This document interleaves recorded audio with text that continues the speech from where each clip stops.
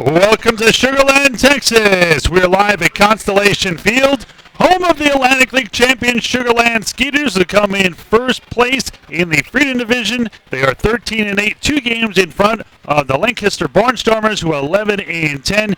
Game 2 of a 4-game series. It'll be Skeeters right-hander Michael Nix 1-3 with a 2.84 ERA against fellow righty Eli Villanueva, who is 1-1 with a 1.76 ERA. Today is game number 22 of the season, home game number 15. It is also Pink in the Park night, sponsored by Memorial Hermann Breast Cancer Awareness, and really a good cause overall. Jerseys that the Skeeters will be wearing tonight, the pink jerseys, will be auctioned off behind the press box right behind us. I'm Ira Liebman, Brett Dolan, Andy Humphrey, Nathan Werner back in the studio, and Brett, the Skeeters have won 6 of the last 7 games. They are really on a roll, and the longest homestand of the year has really been very good to them. Very profitable so far, and you want to see them keep it going.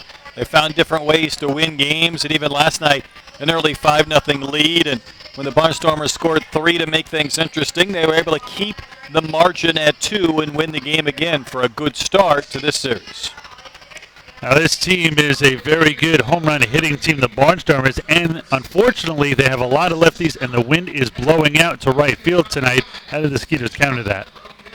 Well, I think you make good pitches, and part of that will be Michael Nix, keeping the ball down. This team has some guys that have bigger power numbers than do the Skeeters, with 4 or 5 home runs in the middle of their lineup, and also have some guys at the bottom that are capable of doing that. There is no speedy Darian Sanford in there tonight, so they're going to load up and try and bat the ball around the yard rather than playing some small ball.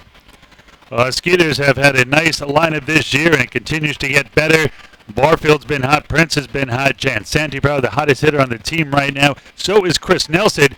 He snapped a 9-game hitting streak the other night. Had a chance to sit down and speak to Nelson, the former big leaguer and the Skeeters infielder. And when we come back, we'll hear from Chris Nelson. We'll return right here on the Skeeters pregame show in just a moment.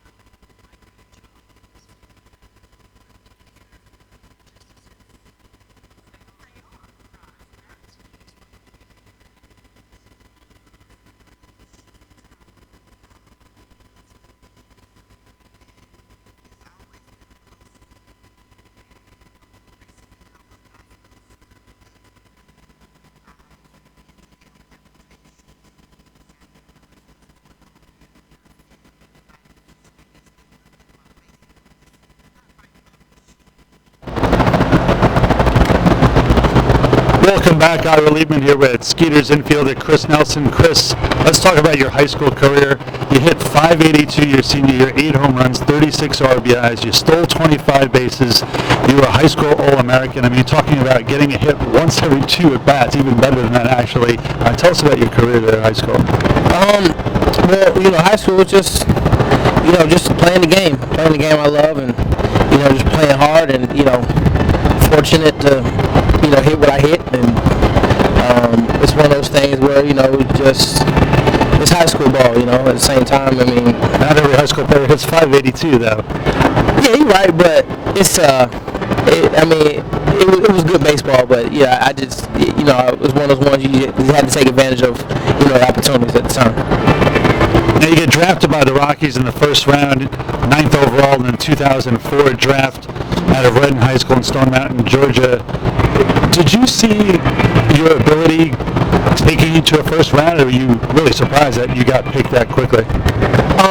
It was one of those things where, I really didn't even think that coming up, it was even a thought. It was just, I was just playing the game that I love to play, and the cards just fell perfect for me. I got a lot of college letters to go here, to go there, and I never would have thought in 100 years that I would have been a first-round draft pick by the Colorado Rockies in 2004. I mean, you got drafted in front of guys like Neil Walker, Stephen Drew, and obviously getting drafted in the first round is hard to pass up. But if you were going to go to college, who's at the top of your list? Oh, I signed a letter of intent to go to the University of Georgia. Matter of fact, this off season, I'm gonna start taking classes, and go back to school, try to get my education. Go Bulldogs. Mm-hmm. Exactly. Now, you spent 5 years in the bigs with the Rockies, Angels, Yankees, Padres. Talk about your favorite memories in the big leagues. Wow. Pretty much every day. Every day was a dream. It still is a dream. I was playing the game that I love. It's just as competitive, out here in Sugar Land as it is, in the big leagues. Guys have the same mentality, and it's definitely fun to play. We're speaking to former big leaguer Chris Nelson. Now, your first stop in the big leagues is in 2010. You go from Stone Mountain to the Rocky Mountains. You play 17 games at the big league level. Todd Helton's there. Troy Tulowitzki's there. What do you learn from some of those guys? Just with Todd was there. Giambi was there. Jason Giambi was there.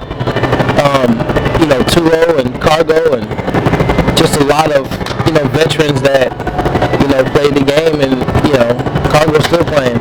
Todd could probably still play if he wanted to.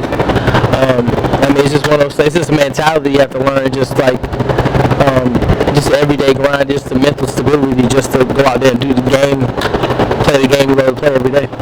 Was Todd Helton looked at as a different manner than other players there? I mean, he's like the Babe Ruth of the Rockies franchise. Yes, of course.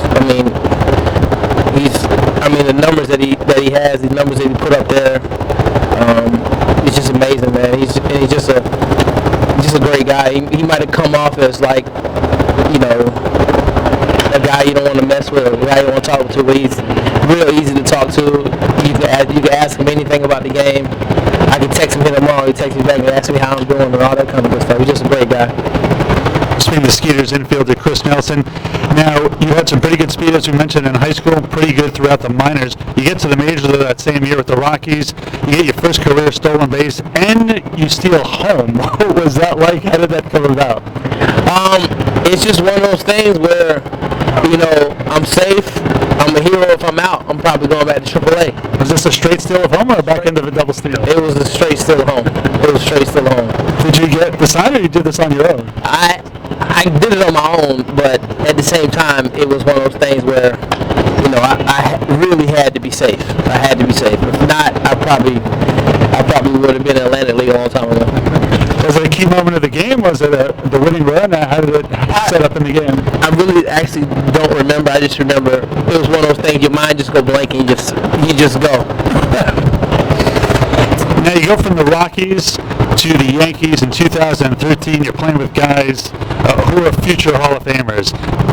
Ichiro, A-Rod, Derek Jeter, guys like CeCe Sabathia as well, Andy Pettit, Mariano Rivera. What was it like? I mean, granted the Rockies had some phenomenal players, but you're talking the Yankees and the legendary players that were on that team. What was that whole experience like for you? That was probably one of the most humble clubhouses I've ever been in. You talk about the guys with their pedigree and their stature, their stamp on the game. That was just one of those clubhouses where it was a lot going on. Curtis Granderson was there too, and it was just real down to earth guys. Derek Jeter and Mariano Rivera came up to me and said, welcome aboard. And those were the first two people I met in the clubhouse. It was just a great atmosphere. It's one of those things, if you can play in New York, you'll love it. It's a great city. Derek Jeter and Rivera, DJ's number's going to be retired tomorrow. What made those guys so special from a guy who played with those guys that most people don't get to see? Just how down to earth they are. You just, like I said about Ty Helton. You think his baseball intensity, always a mean guy because he got a beard and all that kind of stuff. But it's just the focus. That's what I'm saying. The mental focus that you have to have every single day to compete at that high level. You just have to have that mentality. And it might come off as standoffish, but they're just most humble guys. Derek Jeter did it. And he did it with a smile on his face all the time. And that's not easy to do. Was there a guy in your big league career, whether it was the Rockies or the Yankees or another team, that really took you under his wing and you consider kind of a mentor? I would have to go Jesse Giambi, because he really wasn't playing as much, and he was on the bench with me. And I got an opportunity to talk to him. What in different situations, what I would do and how to hit this guy and what to do in the 8-hole if you're hitting the 8th in the National League. It's just a lot of things that happen in the game that people wouldn't really know about. But as you play and as you learn from other veterans, you learn little things like that. We're speaking to the Skeeters, Chris Nelson. While you were with the Yankees, Brett Marshall was there that year. Cody Epley, the Blue Crabs closer, was there that year. Did you guys cross paths with the Yankees? Yeah, we did. Carpenter was there too. From the the Bluefish. He was there too, as well. It was just a lot of talent there, man. It was just a great place to play. You drafted at 18 years old. You're 31. You're still a young man. You've played 14 seasons now. Where do you go from here? You never know. I'm definitely trying to play as long as I can. Because it's it's one of those things where I really want to stay in the game. I don't want to really do anything else besides come out here every day and if I can't play, I want to teach it. And I want to just try to help somebody else along the way. In the Atlantic League, you got that great mix of players, some young, some older veterans. What do you think you bring to the Skeeters? The love for the game. I think my passion for the game is evident in the clubhouse. It's just my mentality. I bring it every day. I'm one of the older players on the team, and I play every day. I don't complain, and I can appreciate what G's doing with the team, and he's got a lineup that he sticks with, and that's all you can ask for. Skeeter and former big leaguer Chris Nelson. Chris, really appreciate the time. Thanks for joining us. Yeah, no problem. Back here in just a moment.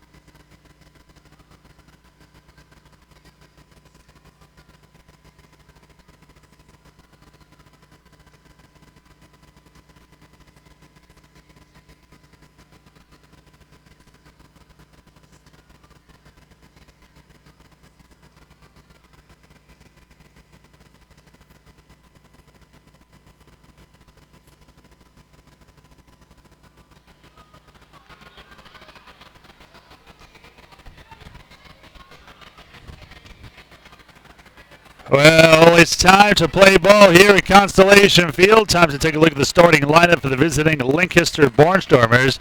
Brought to you by our good friends at MemberSource Credit Union. Whether it's a Skeeters checking account, an auto loan, or a home loan, be sure to check out MemberSource's complete lineup at membersourcecu.org. Jeff Carbonis will bat first and play second. Caleb Gindel bat second. He'll be in center. Casey Hobson at first, bats third. The cleanup hitter and right fielder Shane Halton. The DH Blake Gale in batting fifth. Batting sixth, Kevin Aarons at third. Trayvon Robinson in left, bat seventh. Batting eighth, Vladimir Frias at short. And the catcher batting ninth, Anderson De La Rosa.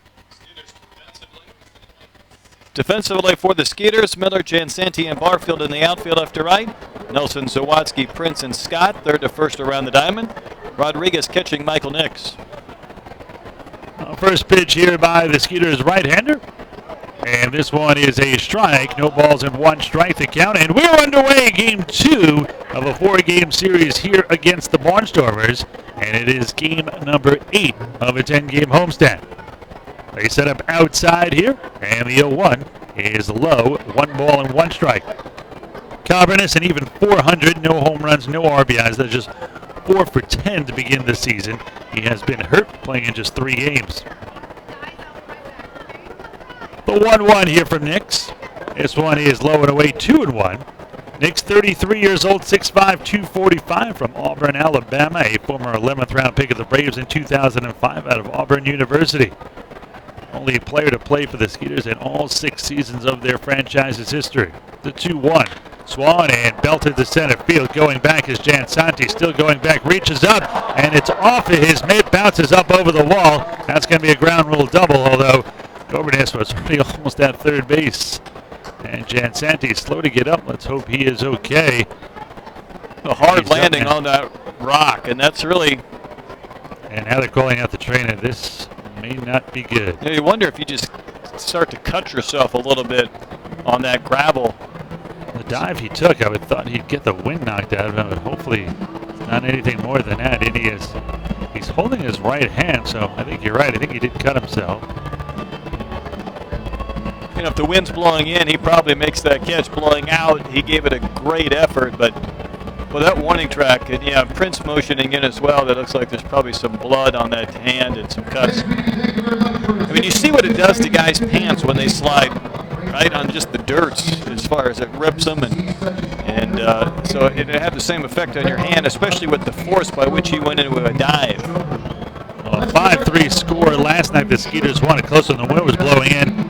This is a very powerful team, the Barnstormers, and the wind blowing out, and really 5 lefties in this lineup, 3 regular lefties and 3 switchers with the right-hander Nix on the mound. For all intents and purposes, it'll be 5 lefties, so the Skeeters will have to be very careful today.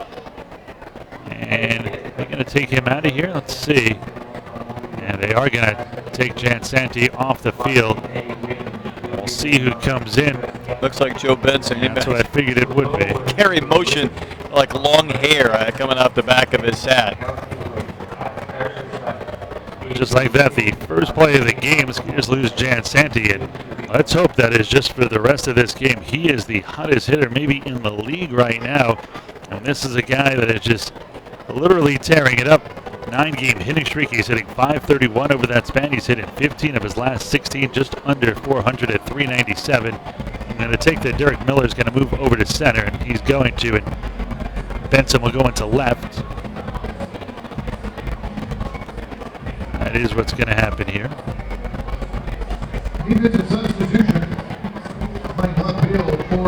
Carbonis will be at second. Caleb Gindel will come to the plate as soon as everybody is set. Not a great start here for Sugar Land, unfortunately. Jansanti leaves the game, so he'll lose his hot bat as well. And Benson will also bat in his spot.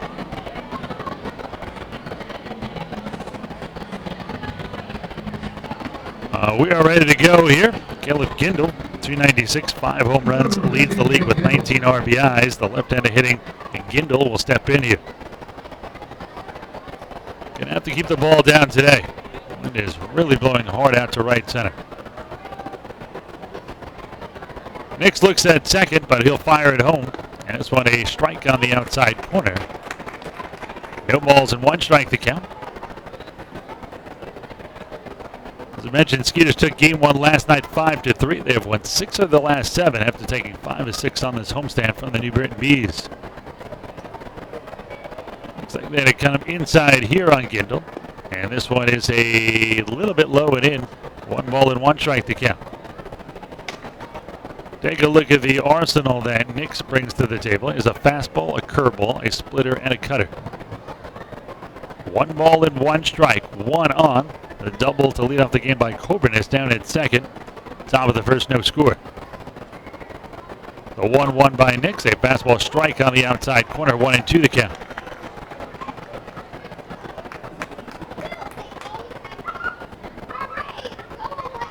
Nix last year for the Skeeters joined them late, coming over from the Mexican League, 2-1 with a 3.13 ERA. Minor league career numbers of 29 and 24 with a 4.33 ERA. The 1-2, swung and hit towards short. Sawatsky thinks about going to third. He does not have a play, goes to first. 6-3 on the put-up, and there's 1 down. Coburnis now down at third. The ball was initially hit, I thought Sawatsky might have a play, but Coburnis extremely quick. It's hit a little too slowly to him, and now the Skeeters bring the infield in here with the hard-hitting Casey Hobson at the plate. Hobson comes in .364, good for third in the league, 4 home runs and 10 RBIs. Looks like short and second are going to play about, well, the whole infield looks like it's going to play about halfway. I like the halfway. No. Yeah, because either they bring it in or put it out. I'll leave it back. It's the top of the first. Exactly. First pitch here off the outside corner to the left-hand hitting Hobson. 1 ball and no strikes to count.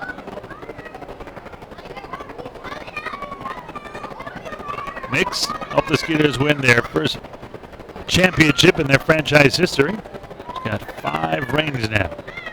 This one, a fastball that misses outside, 2 balls and no strikes. It's pink in the park tonight. Not only are the Skeeters wearing pink uniforms that are going to be auctioned off, but also all the bases are pink. Skeeters logo in pink as well behind home plate. There's one down low, 3-0. I don't think Nix is going to give Hobson a pitch to hit here, and that sets up the double play. No, I think he's working around him, and thus, if you do have the infield halfway or in, it's only if he expands the zone and makes soft contact. Mention Lancaster, Flipper Magazine Stadium, a hitter-friendly ballpark. Hobson hitting .381 there at home. This one high, ball 4, so a 4-pitch walk. That'll set up the double play and put the infield back. The runners on the corners, 1 out for the cleanup hitter and right fielder Shane Halton. Halton, 254, 5 home runs, 12 RBIs. Infield cheating towards second at short and second, so a bit of a hole on the left side for the right-handed hitting Halton.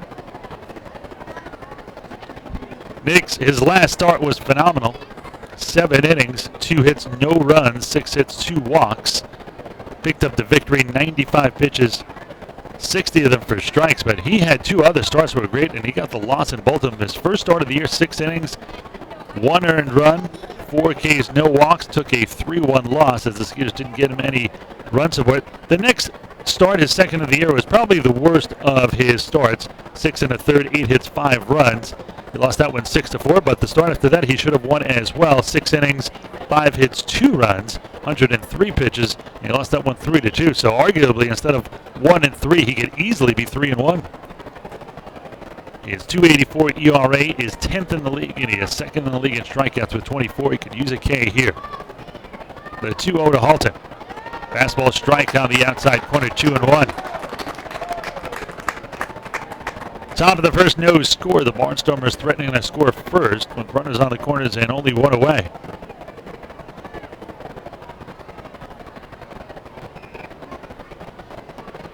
Alfredo Rodriguez catching his first game here in 2017 for the Skeeters. This one swung on and skied towards the corner and right. Jeremy Barfield, the speedy Coburnis, should score easily. The throw will come into second, and it will be 1-0 Barnstormers. So Halton, a sac fly RBI, his 13th of the season. 1-0 Barnstormers. Thompson at first with 2 down now. That'll bring in the left-hand hitting DH Blake Galen. Galen played in the World Baseball Classic this year for Team Israel. 316, 1 home run, 9 RBIs.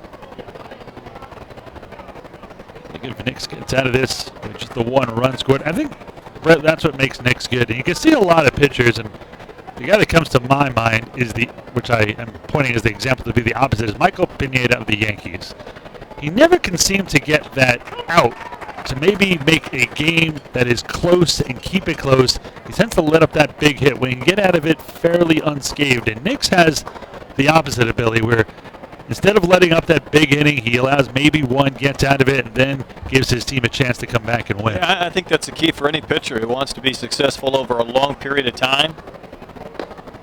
So 1 is low, 1-1. Or just for that matter, start stringing together good starts. You want to stay away from the big inning. More often than not, teams score more runs in 1 inning than the opponents do for the entire game. And, if you can keep that from being a 3 or 4 run inning and only a 1 or 2 run frame, you give your team a chance to win. They set up away, and this one is a strike at the knees. Came a little too far over the heart of the plate. And Nix ahead, 1 ball and 2 strikes. Number 27 goes to the back of the mound. Tries to dig out the spikes there. There's been no rain or even dampness in the area, but we've seen that over the last 2 nights. Nelson last night slipped. This one is low and away. 2 balls, 2 strikes, 2 outs, 1 in, 1 on. It is 1-0 Barnstormers here in the top of the first.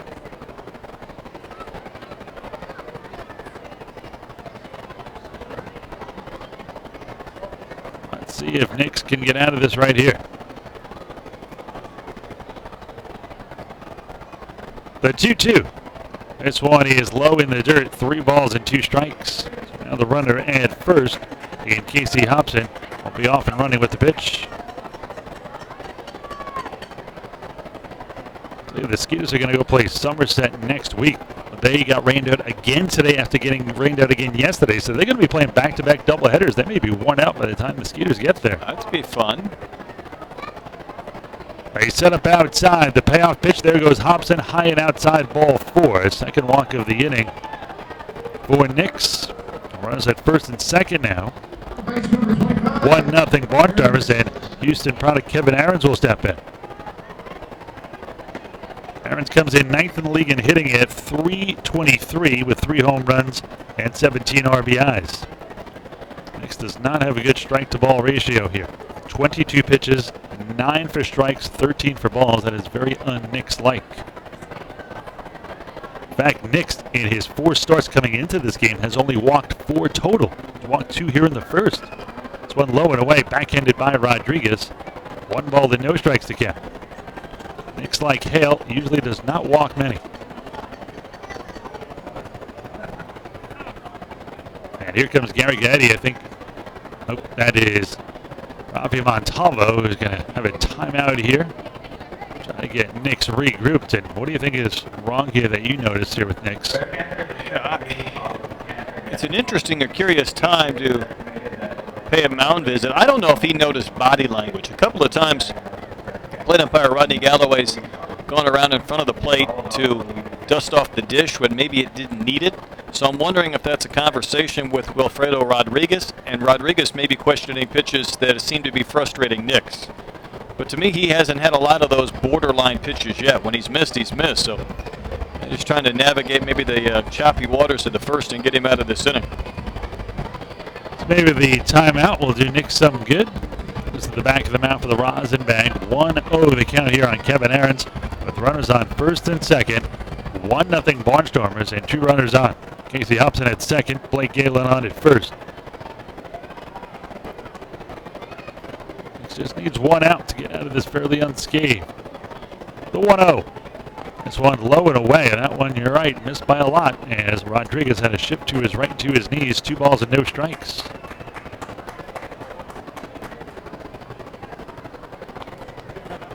He's just not comfortable out there right now. Stepping on and off the mound. Nick's usually a very quick worker.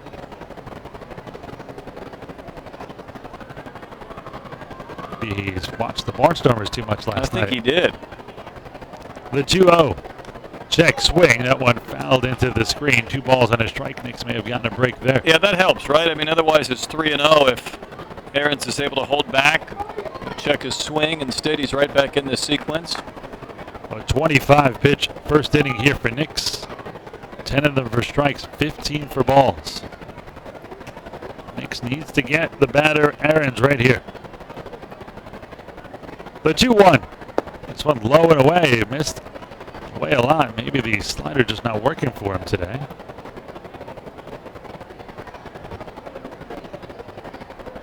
Barnstormers up 1-0. Nix one pitch away from loading the bases for the switch hitting Trayvon Robinson.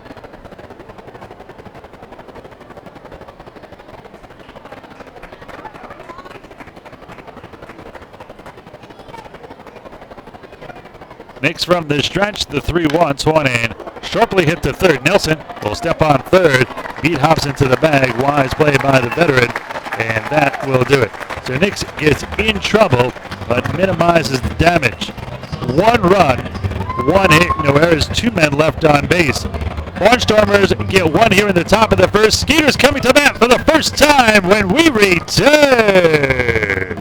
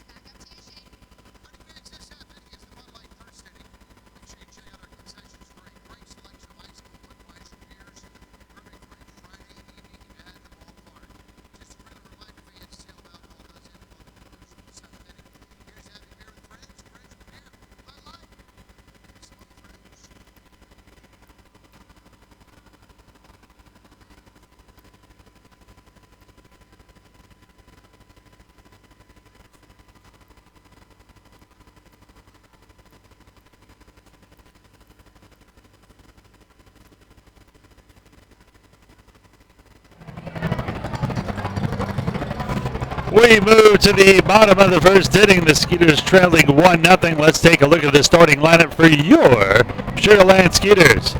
Brought to you by MemberSource Credit Union. Whether it's a Skeeters checking account, an auto loan, or a home loan, be sure to check out MemberSource's complete lineup at membersourcecu.org. Leading off is Josh Prince. He'll play second. The DH batting second is Andy Wilkins. Batting third, Jeremy Barfield will be in right. And first, Travis Scott is the cleanup hitter. Batting fifth is left fielder Joe Benson. Lance Sawatsky is at short, batting sixth. Chris Nelson at third, bat seventh. Batting eighth, Derek Miller. He'll be in center now. And batting ninth, Skeeters catcher Wilfredo Rodriguez. Defensively for the Barnstormers, Robinson in left, Gindel in center, Halton in right. Third to first around the diamond, it's Aarons, Frias, Cabernet, and Hobson. Battery of De La Rosa and Eli Villanueva. First pitch here from Villanueva to Josh Prince. This one is a fastball that misses outside, 1-0. Prince comes in 250, 3 home runs and 14 RBIs for Josh.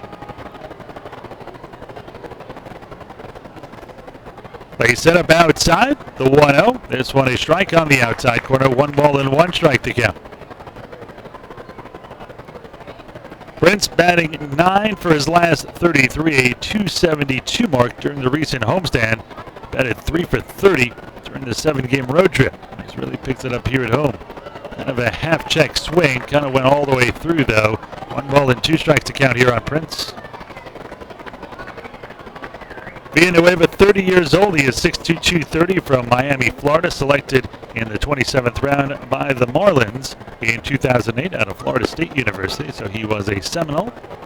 2 balls and 2 strikes to count. After sitting out the 2016 season, Eli back. This will be his first season with the Barnstormers. Was with York in 2015, went 10-10 with a 3.86 ERA. Check swing here by Prince. Now a full count, 3 balls and 2 strikes. Villanueva, an all-star right-hander in the Southern League in 2014 when he went 14-4 with a 2.26 ERA for Jacksonville. You just can't get out of the state of Florida, can you? Payout pitch, high and tight, ball 4. So the Speedy Prince aboard. With the Skeeters down 1-0 here to the Barnstormers.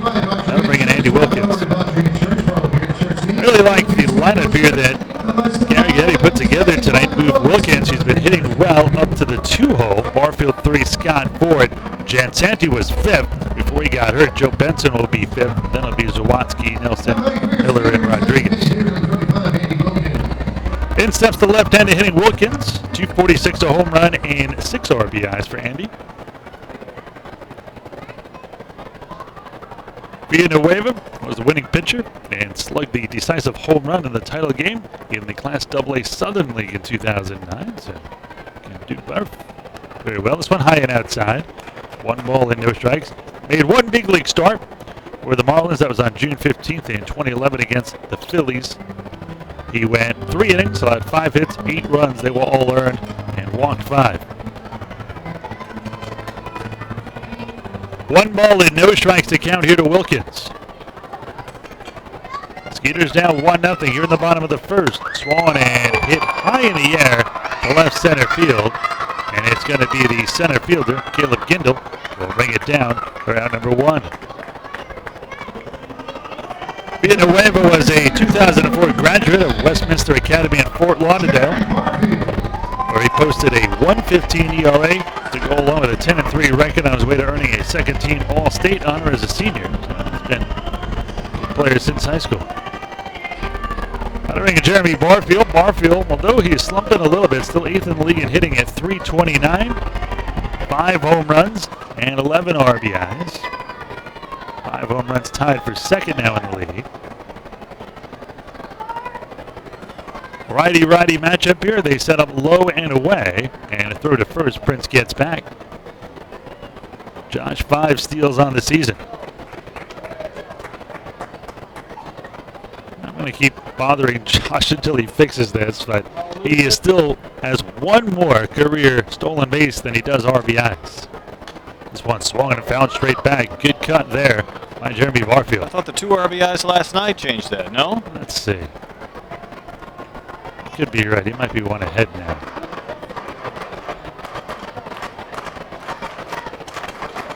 Oh, nope. Wait. There he is now. 279 career stolen bases, 278 RBIs.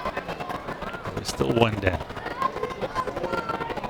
Throw to first. Prince back in, standing up. No balls, 1 strike, 1 out, 1-0 Barnstormers here.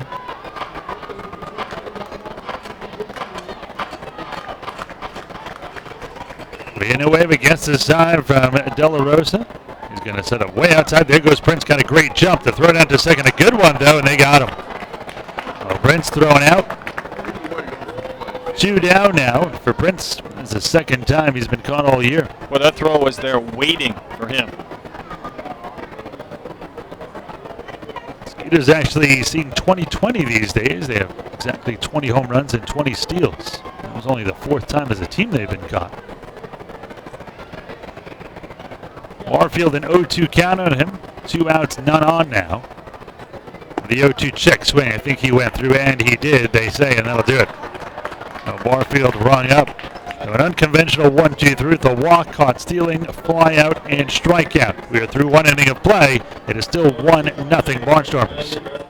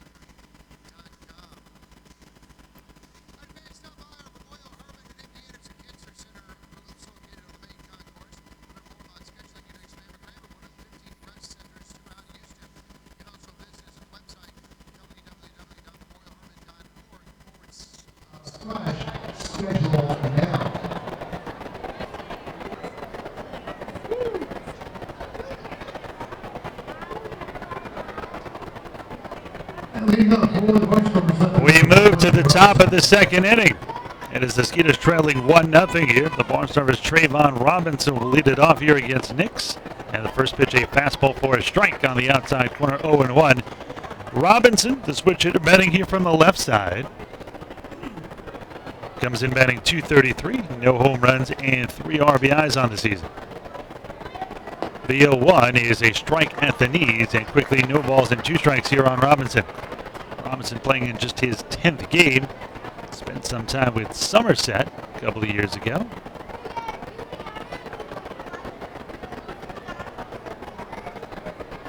The 0-2 here by Nix. He kicks and deals in this one high. 1 ball and 2 strikes to count. He was with Somerset and the Barnstormers last year. Split some time after the after the Patriots released them. Had some time in the big leagues with the Mariners in 2011 and 2012. This one is low. 2 balls and 2 strikes. Skeeters down 1-0 here in the top of the second to the Barnstormers in game 2 of this 4-game set. Robinson originally picked by the Dodgers in the 10th round in 2005 out of Crenshaw High School in California. And now Robinson asked for timeout. Robinson, big league numbers of .215, 5 home runs, 26 RBIs in 90 games. The 2-2 here from Nix. Swung on and missed, strike 3. That ball darted low and away. That is the first K of the day. There's one away.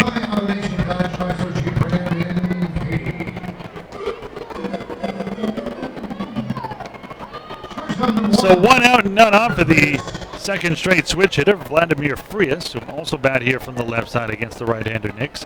.274 for Frias, 2 home runs and 14 RBIs. I'd like to see Nix get into a little rhythm here, maybe some quick outs. First pitch here from Nix is a little bit high, 1 ball and no strikes to count. Frias wears number 1. You'd think every team, somebody would be wearing number 1. You'd think so. This one high. 2 balls and no strikes to count to the shortstop. Frias has hit safely in 11 of his last 12 games. The 2-0 here by Nix. This one high and outside, ball 3-0. This is very un-Nix-like. At the age of walking his 3rd batter here. They set up outside the 3-0. There's a strike on the outside corner, 3-1 the count.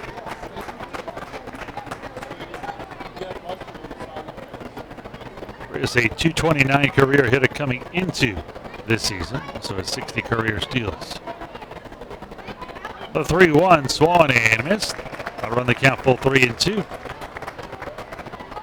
Let's see if Nix can come back and get Frias here. Maybe he gets into a little rhythm. We'll face the number 9 hitter next, Anderson De La Rosa, the catcher. Also be a righty-righty matchup. Payoff pitch is just inside, ball 4. It was very close. Frias turned out of the way of that one, but I thought it had the inside corner. Well, that complicates matters. Now you invested 6 pitches in a sequence and ended up being a walk, and that's the 3rd already for Nix. Keep in mind, he retired the first 13 that he faced in his last start, so he's kind of had the reversal of that. He's only given up the 1 run, but starting to elongate that pitch count early. Lynn steps to right-handed hitting catcher. Anderson De La Rosa, .263 with a home run and 7 RBIs. Mentioned the speed of Frias, so we'll have to keep an eye on him. There's a pretty decent lead down at first. There's a throw to first right away as Nick saw it.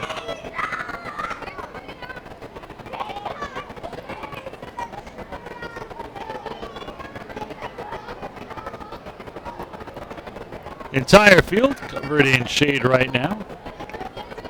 Another throw over there by Nix, and sliding back in head first again is Frias.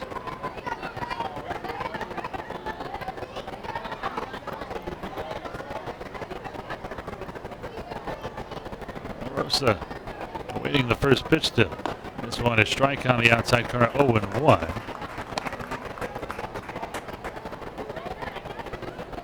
Skeeters trailing 1-0 here in the top of the second. Not a good start for Nix, unfortunately.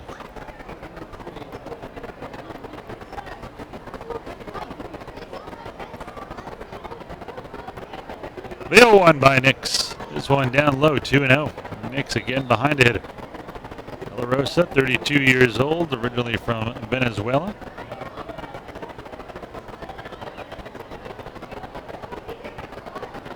Playing in his 12th season here. Spent last year in the Venezuelan Winter League as he did the year before. This one high, 2-1. Good hit and run count. We'll have to keep an eye on Frias. 2 balls, 1 strike, 1 out.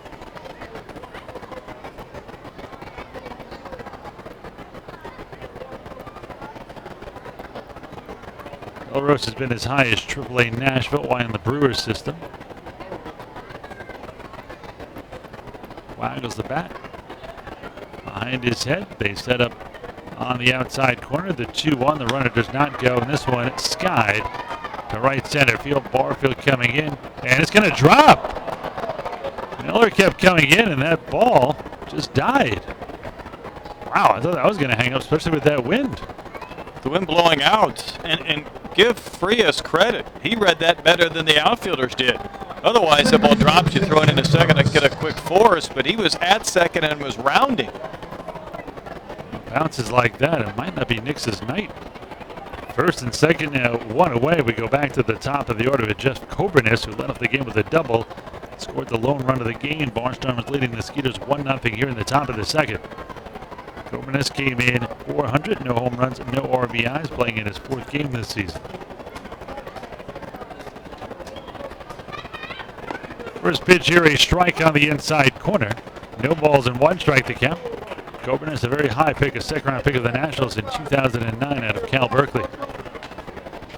Debuted in 2013, 2 seasons with the Nationals. Batted 139, a home run, and 1 RBI in 28 career big league games. The 0-1. This one down low. 1 ball, 1 strike, 1 out, 2 on. It is 1-0 Barnstormers here in the top of the second. Going his minor league numbers, 277, 14 home runs, 199 career RBIs.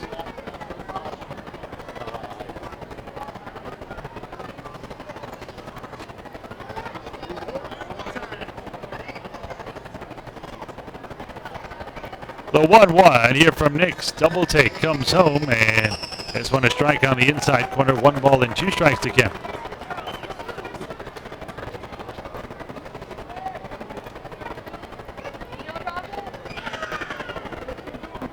Nix still had a chance to get out of this. Ahead here on Cobernis. This one in the dirt. Nice stop by Rodriguez. Otherwise, it's second and third and only 1 away.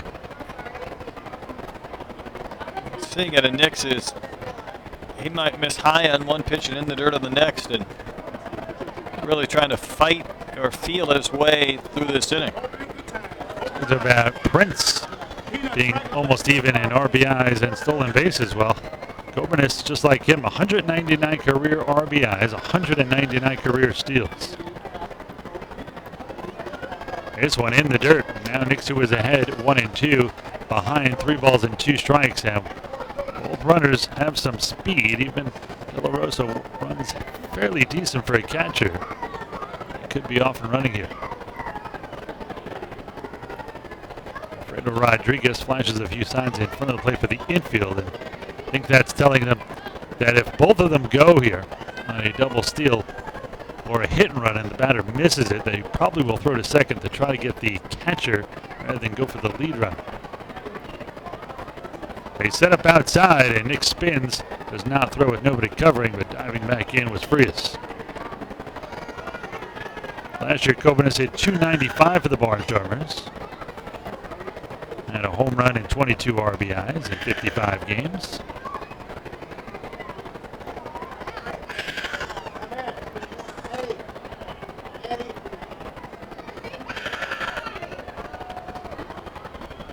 Big pitch here for Nix. He's really racking up the pitch count. 47 pitches and just 20 of them for strikes, 27 balls. Payoff pitch here by Nix. He holds, fires home. There go the runners. Swung and tap up the third base line, and Rodriguez points to Nix. Nix points to Rodriguez, and that's going to be a swinging bunt. The bases are loaded. Well, that ball just kind of hooked on the ground and about 20, 25 feet up the line, almost in no man's land. And even though there looked like there was a little bit of miscommunication, I don't know if it would have mattered had either Nix or Rodriguez been able to get there. We weren't going to have much of a play. About not being your night. The ball drops in center. Looked like it was going to be a fly out. Just died. And now a ball dies 30 feet from home, and the bases are loaded for Caleb Gindel. He's got 2 straight lefties here to face, and 3 of the next 4 all left-handed hitters. Fastball strike on the outside corner, 0-1. Skeeters already trailing 1-0 here in the top of the second. And Nix has burned through half his arsenal already. That's going to be pitch number 50 here in the second. There's only 1 away. No action in the Skeeters' pen. Some guys are starting to stretch out. This one high and outside, 1-1.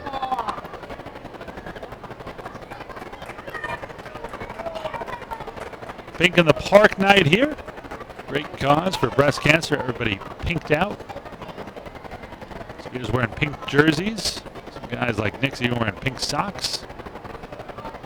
Jerseys auctioned after the game in a silent auction. This one a strike on the outside corner, 1-2. If you'd like to bid on one of these jerseys, it is right behind the press box here. Come down and bid.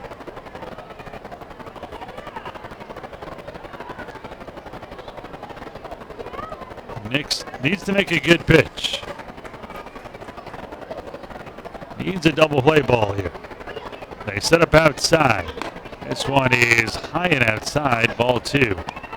So 2 balls, 2 strikes, 1 out, 1-0 Barnstormers, but they have the bases loaded here. Just doesn't feel like Nix has even thrown back-to-back strikes in a lot of these sequences. Frias at third, De La Rosa at second, Coburnis on at first. But 2-2 to Gindel. High and outside, ball 3, 3-2. Now this is a very difficult pitch for Nix. He has to throw Gindel a strike. Gindel knows he has to throw a strike because the bases are loaded. Nix has nowhere to put Gindel. Gindel, a very good hitter with a lot of power, and the wind blowing out to right center. The pitch that defines Nix tonight, the 3-2 Swan, and fouled off to the left side. We'll do the 3-2 again here. This feels so much like Rami Lewis last night for the Barnstormers. He ended up going 3 2/3 innings in 97 pitches. Rami Lewis took about 2 minutes per pitch. Again, this feels a lot like Rami Lewis. That's very odd because Nix is one of the quicker workers in the league. Some days you just don't feel right. They set up inside. Again, the payoff pitch. Chop foul off of first. This is some at bat. Pitch number 8 coming here to Gindel. 1 run on 3 hits so far for the Barnstormers. Skeeters no runs on no hits. No E's for either squad. Barnstormers come in with the top hitting team. They are leading the league with a .295 team average. The Skeeters up to third at .269. They're neck and neck in ERA. Barnstormers 394th in the league. The Skeeters 5th at 395. Again, the payoff pitch down low, ball 4. Nix has walked in a run, and it's 2-0 Barnstormers. So 4 walks here in this game. He had only walked 4 in 4 starts coming into this game. What's his ratio of balls and strikes? It's got to be upside down. It is right now. You're looking at 55 pitches, 25 for strikes, 30 for balls. You wonder how much longer Gary Getty can go with Nix. It just does not seem like it's his night. As funny as this sounds to say, you know, you think about him falling behind a lot of hitters. If I'm Hobson, though, and I get something over the plate first pitch, I am coming out of my shoes. Yep, no question. A lot of good hitters look for that first pitch to swing at because they know the pitcher wants to get ahead with the bases loaded. Pretty good pitch, just a little low. Didn't miss by much. That was right over the heart of the plate, perhaps just below the knees. That looked good, and I don't know if that's a result of not being around the zone. Now you throw one over and you don't get the call. The 1-0 here to Hobson. This one swung on, popped up big. Yeah, Nix points it out. Who's going to get it? Nelson cuts in front of Zawatsky. Now it's Zawatsky in front of the second base back for a big second out. So 2 down, bases still loaded for Sean Halton. Halton had the first run driven into the game, a sac fly RBI in his first trip to the plate, so no official plate appearances yet. 254, 5 home runs, 12 RBIs for Halton. Halton 4 home runs in the last 7 games. He is on a power streak, to say the least.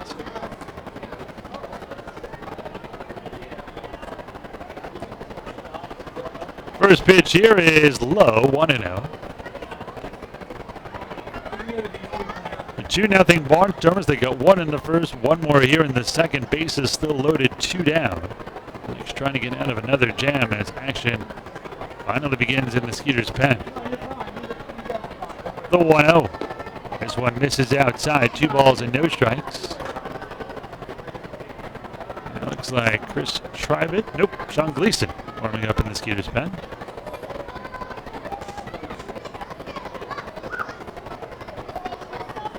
Two balls and no strikes here on Halton. This one swung and drilled to left center. This could be a grand slam, and it will be. And it is 6-0 Barnstormers. You knew it was going to get to Nix eventually. Halton with 5 RBIs in the game and a 6-run lead here in the second. I don't think there was any question about that one. Nope, and that's the case where Nix had to come over the plate, just fighting his control, didn't want to walk in another run. Halton was waiting to get that one pitch in that spot, and he did not miss. So 5 in this inning, 6-0 Barnstormers, and Blake Galen will bat here with 2 down and nobody on now. First pitch here to Gindel. This one high and outside, 1 ball and no strikes. Now 61 pitches here for Nix. If he gets through this inning, it will probably be all anyway. This one is popped up left side. Chris Nelson off third, charging towards the Barnstormers dugout. He will run out of room about 3 rows back. 1 ball and 1 strike to count. Galen, the 8th batter to hit here in the second. 5 runs in. 6 runs on just 4 hits. The 1-1. Swung and chopped to first. Scott has it. He'll take it himself, and that'll do it. And up before 8 men come to the plate, 5 runs come home, highlighted by the grand slam by Sean Halton. And in the middle of the second is now the Barnstormers in front, big 6-0 over the Skeeters.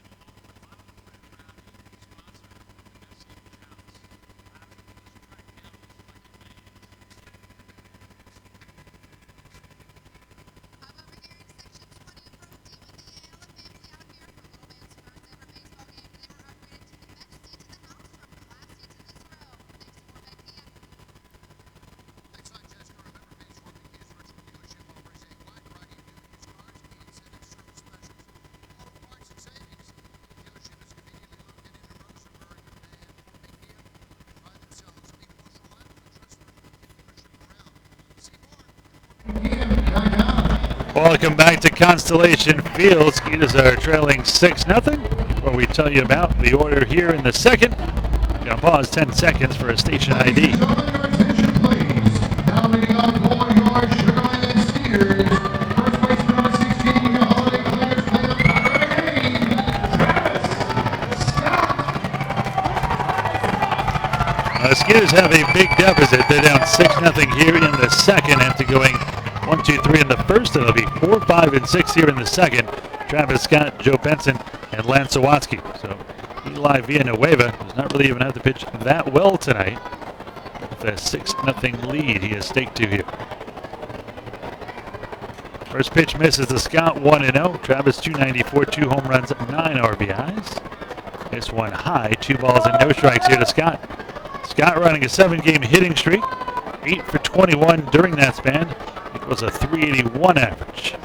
So the Barnstormers cleanup hitter has 5 RBIs, and the Skeeters cleanup hitter hasn't batted until now. Yes. Okay. That is correct, sir. 2 balls and 1 strike here on Scott.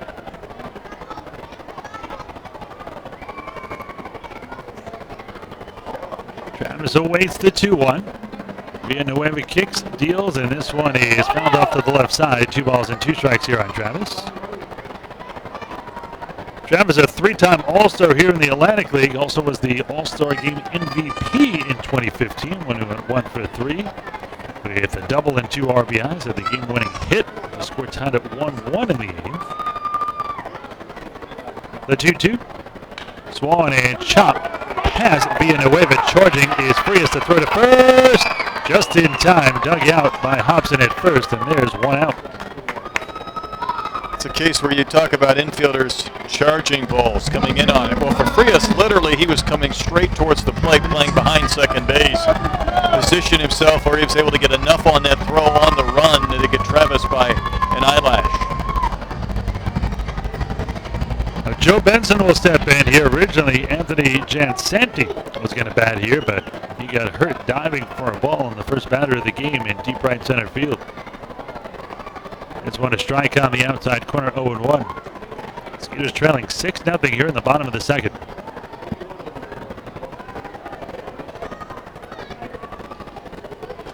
The 0-1. This one is a little bit high and tight. 1 ball and 1 strike with 1 out.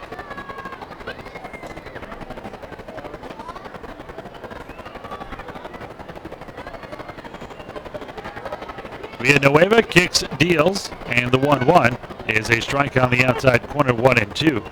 Benson an even 200 coming in. No home runs and 5 RBIs. So he leads the league in triples with a pair.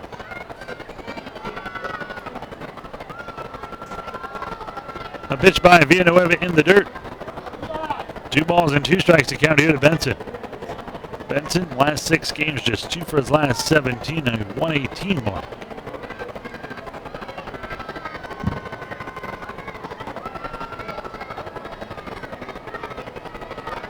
The 2-2 here to Benson. Swung and fouled off the shin guard of the catcher De La Rosa. Count remains 2-2. Skeeters still looking for their first hit. Villanueva walked the first batter of the game, Josh Prince, and he was caught stealing. Wilkins flied out. Barfield struck out. Scott grounded out to start this inning here in the second. The 2-2. And that hits Benson in the arm. You've got to be careful with outfielders. They are short right now. A hit by a pitch. Benson will trot down the first.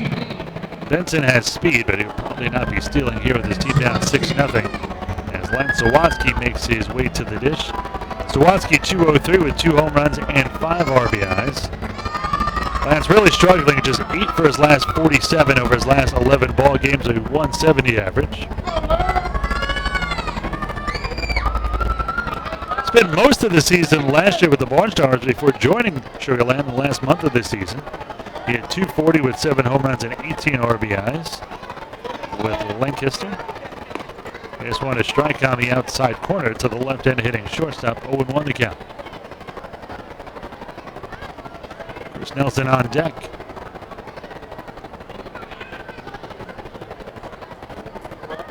Long look in here by Villanueva, which by the way means New Village. This one is guide to right center field. Gindel calls for it, and he'll reach up in deep right center, right in front of the warning track for out number 2. Dropping some knowledge. You know, what little I have. Space it out a bit tonight. You might need it.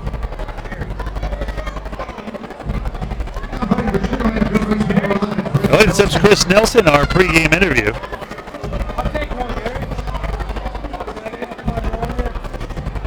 It's a guy who hit .582 as a senior in high school.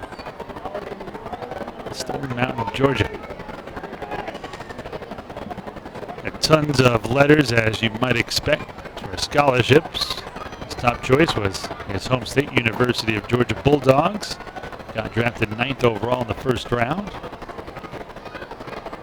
I was curious, asked him about playing with the Yankees. I mean, he's with 4 future Hall of Famers. Derek Jeter, Ichiro, Mariano Rivera, A-Rod. I said, who is the guy who helped you the most? And he said, Jason Giambi. This one belted to deep right field. Speaking of those guys, he's going to emulate them by hitting an opposite field 2-run homer.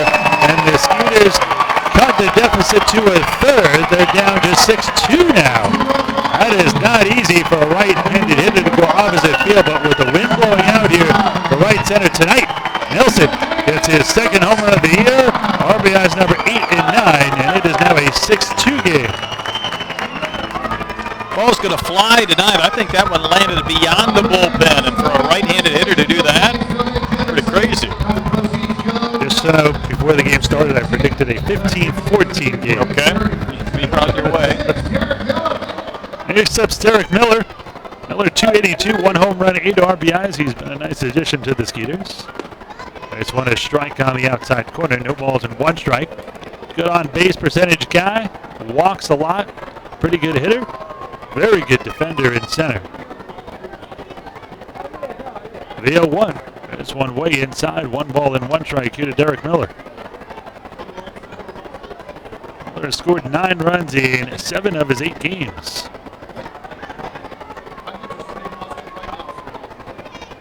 The 1-1. This one a little bit high and tight, 2 balls and a strike. Really has a good eye for the strike zone as well. Last 4 games, 4 for 12, a .333 mark. The 2-1, swung and hit off of third foul. 2 balls, 2 strikes, 2 outs, and 2 in. It is now a 6-2 lead for the Barnstormers over the Skeeters. The Skeeters chipping away early here is a good sign. Still have 7 innings to go. Miller gets on. Maybe he steals here. The 2-2. Swung and hit into center field. That should drop in for a base hit, and does. And Miller keeps it moving here. Miller down at first with 2 down for Wilfredo Rodriguez, who will make his 2017 debut at the plate. So in steps Rodriguez. Wilfredo was a big part of the Skeeters championship run last year. In the playoffs last year, in 6 games, he hit .300, a home run, 4 RBIs, 5 runs scored. Also had a pretty good, really calling of all the games. I mean, he was really the main catcher down the stretch. He's great defensively and really was on a hitting tear. In fact, he had a career high in home runs last year. Not easy to do when you play here at Constellation Field.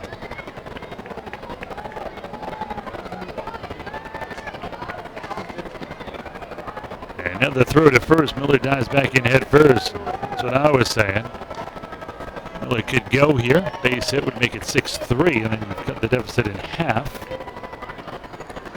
Getting away with thinking the same thing.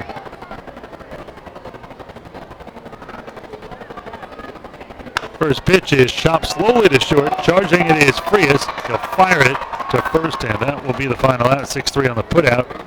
Short to first, but the Skeeters get 2 runs on the big 2-run homer by Chris Nelson. So much for a pregame interview, Jenks.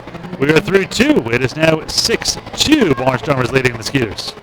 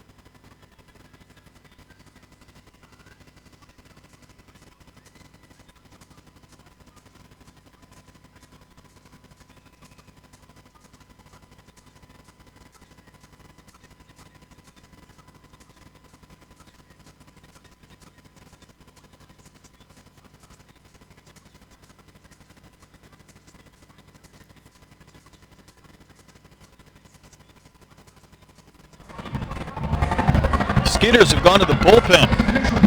It was a lengthy couple of innings for Michael Nix. Touched up for 6 runs. Now Sean Gleason comes on out of the bullpen. He was warming up last inning. Making his 7th appearance. Gleason 1-0, a 6.52 earned run average. He's given up 7 earned runs in 9 2/3 innings of work, getting 385 against him. Well, a 31-year-old right-hander, number 10 is 5'11", 210 pounds from Las Vegas, Nevada. Been as high as AAA, 10 years as a pro for Gleason. Last year split time between the Skeeters, Quebec in the Can-Am League, and 2 teams in the Mexican League in Oaxaca and Veracruz. He was well-traveled last year. 3 countries.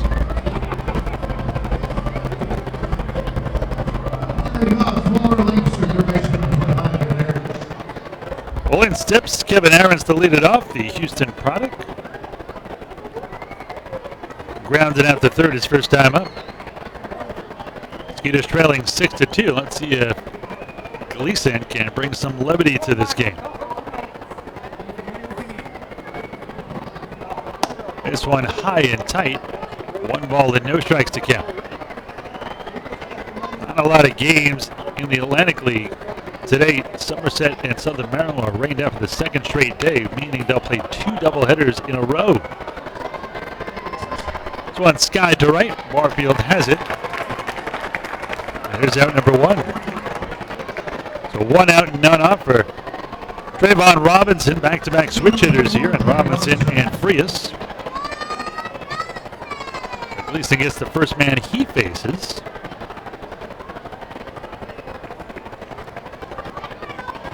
Other games going on. It is the Bees who are leading the Ducks 6-0 in the bottom of the 8th, and the Bluefish and the Revolution tied at 3-3 the bottom of the 3rd. This one's sky to left and deep. Going back is Benson, still going back at the wall, reaches up and he makes the catch! Crashing into the wall. What a play by Joe Benson. Problem was he crashed with his hand and his arm into that fence, and you're a little bit worried about the impact, but he didn't give up on that baseball at all. 2 up, 2 down. Good start here for Gleason as he gets a little defensive help by his left fielder.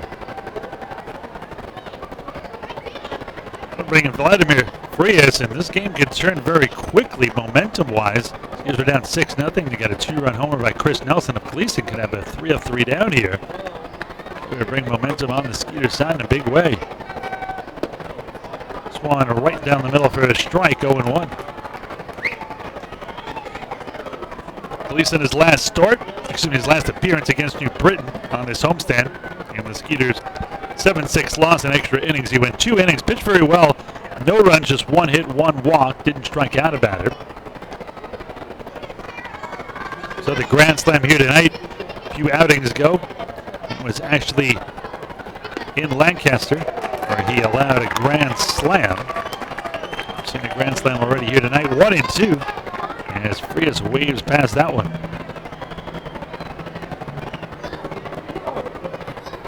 Gleason fires the 1-2, and this one, don't know where that was. Looked like it caught all over the outside corner. Wow.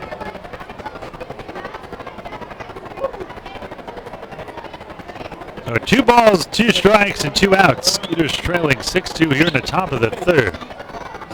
This one Swan hit through the right side for a base hit. Gleason should have been out of this inning. We'll face the number 9 hitter, the right-handed hitting catcher Anderson De La Rosa, who is 1 for 1. Also scored a run. Let's see if Gleason can get out of this, or just the 1 batter reaching.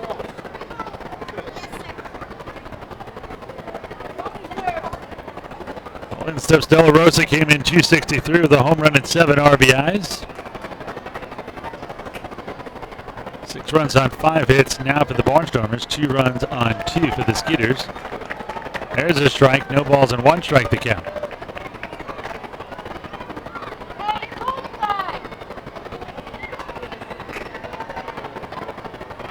The 0-1. Swung and missed. Great pitch there by Gleason. A ball that tailed low and away, and now ahead, no balls and 2 strikes.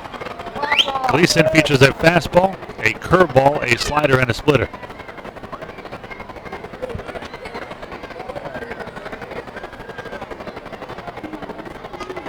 De La Rosa did a little shimmy there before stepping into the box. Done that a couple of times.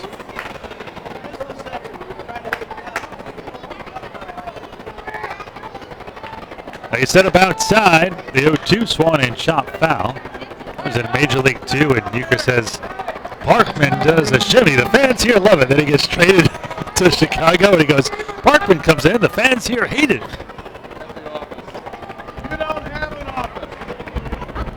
There's another part of that line I can't remember, but I don't want to wager a guess on it.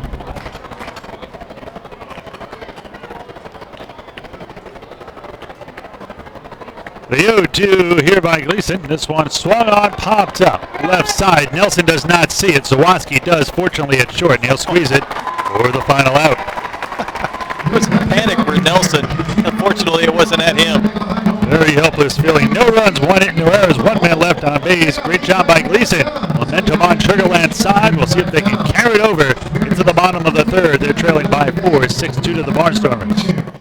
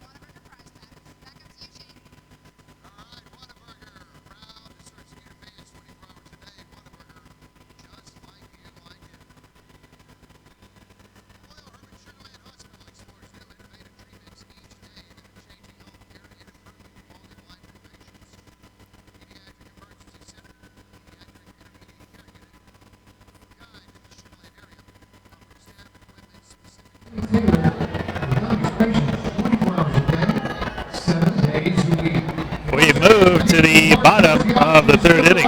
It'll be the top of the order here for the Skeeters. It'll be 1, 2, and 3. Josh Prince, Andy Wilkins, and Jeremy Barfield. Well, tonight, the Constellation Field debut of Molly and the Ringwalds.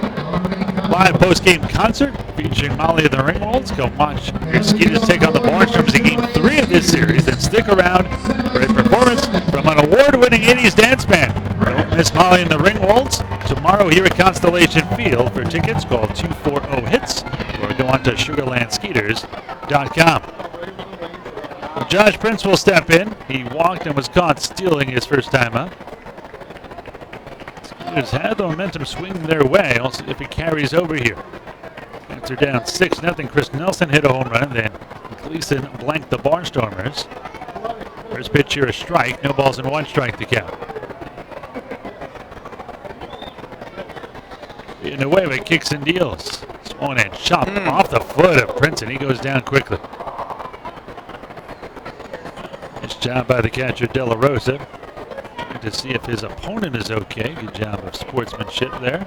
Sometimes you go down because you're in pain when you foul a ball off your foot. Some other times you go down because the thrust of the baseball literally knocks your feet out from underneath you, and that's what happened with Prince. Jackknifed him in the dirt.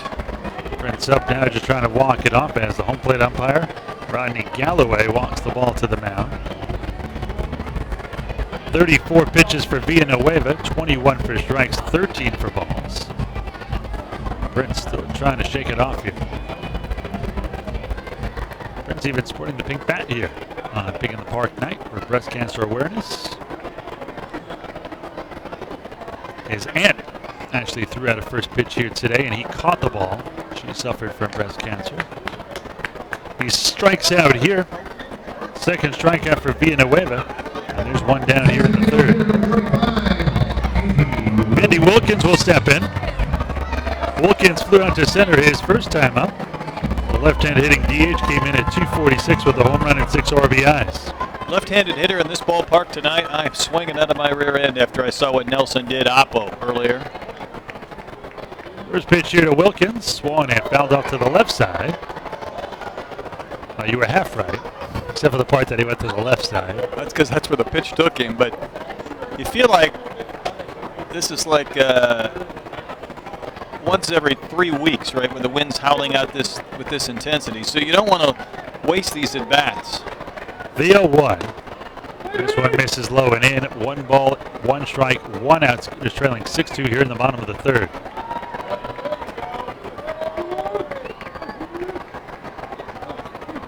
The 1-1. This one swung and missed. Big rip there, and that was the rip for the seats by Wilkins. 1-2.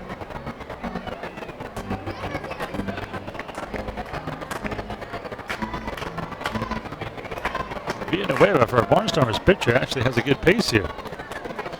And he did until I mentioned it. Now he's ready. The 1-2. Swan hit high in the air. This one could go, and it will!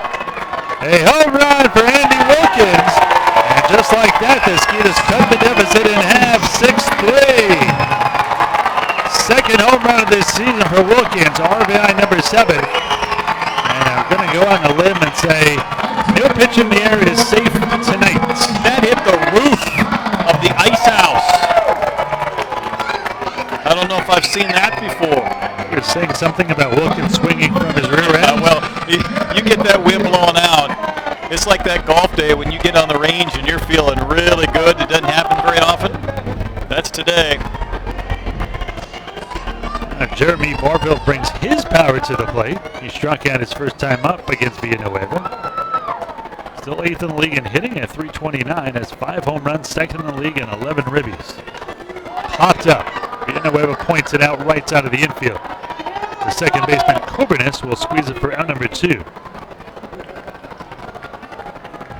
With the Skeeters trailing just 6-3 now, Travis Scott will step in. 294, 2 home runs, 9 RBIs. He grounded out the short his first time up. 294, 2 home runs, 9 RBIs for Scott. Running a 7-game hitting streak. Let's see if Travis can keep it going. Skeeters 3 runs on 3 hits now, 2 of them home runs. 22 home runs as a team now for the Skeeters. Hard to top the Barnstormers, though. They have 23 now at the Grand Slam here. Skeeters just 1 behind, playing here at Constellation Field for their home games. This one nubbed off of third as Scott continues to go the other way and trying to beat that shift, and he's been doing it effectively. 1 ball and 1 strike to count here on Travis Scott.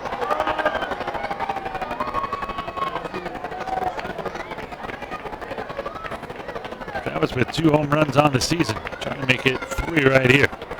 The 1-1. Swan, and this one hit into right field. Will it die? Yes. In front of the right fielder, John Holton. He has himself a base hit. Now, I don't understand. The balls in the air are carrying. The balls on line drives are dying. Well, the problem was Holton was so deep. He was playing Scott way back in right field. Otherwise, that's probably a normal line drive to right, but it dropped in front of him. Like Coors Field depth here tonight. Yeah, it feels like. Here comes Joe Benson. He was actually hit by a pitch his first time up. He came around to score on the Nelson home run. Just trailing 6-3 here in the third, but he didn't let a 6-0 deficit phase him. Cut it in half. They set up outside. First pitch, an off-speed pitch, catches the outside corner. 0-1 to count. Villanueva is going to pile up some pitches quickly here. Is at 44 pitches, 29 for strikes. VO1. Fastball for a strike on the outside corner. Benson did not agree. I thought it was a little outside myself. Now he's in an 0-2 hole. Benson hitting an even 200 coming in.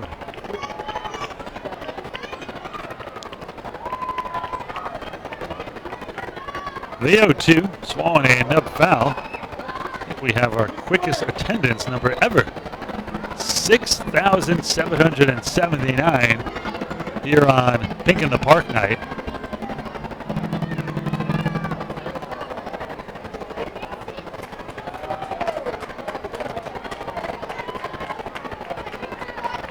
Quick by inning standard.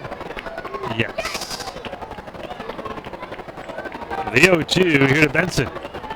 This one is low and away. 1 ball and 2 strikes. And I think Benson might have exploded like Barfield the other night if that was called strike 3.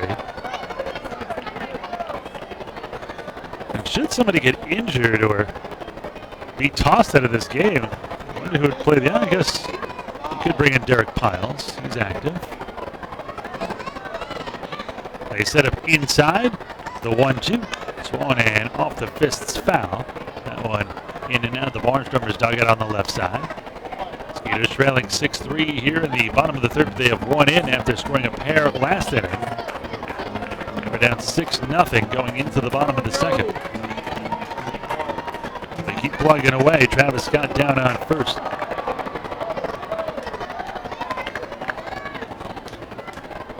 Wave is ready. A 1-2 is low 2-2. So 2 balls, 2 strikes, 2 outs, 1 in, 1 on. Skeeters trail by a trio, 6-3.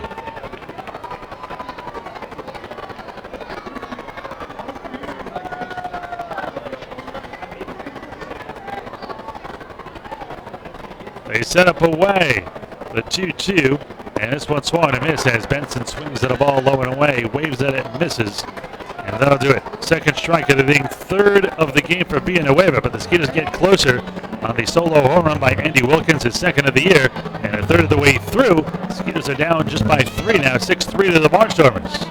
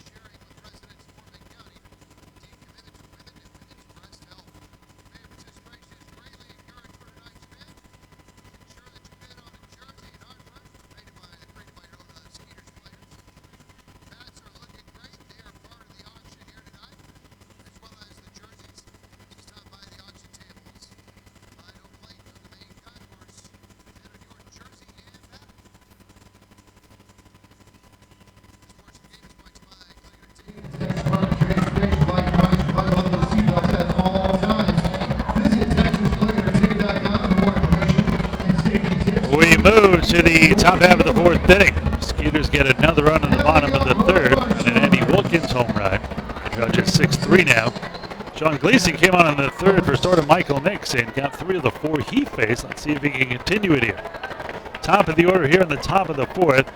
1, 2, and 3 for the Barnstormers. Jeff Cobernis, Caleb Gindel, and Casey Hobson. First pitch here is a little bit high and tight. 1 ball and no strikes.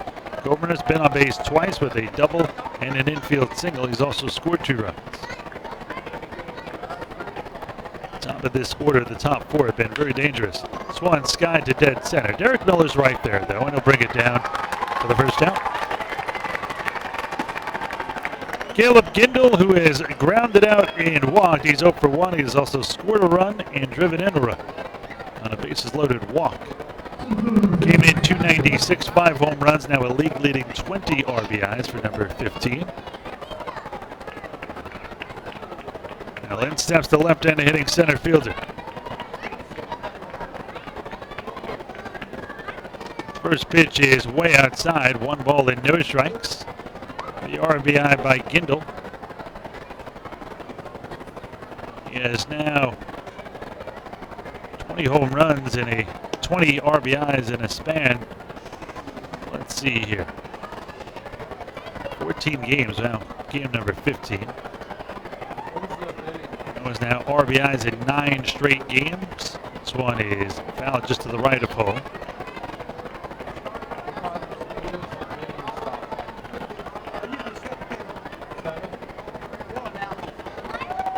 Two balls and 1 strike to count here.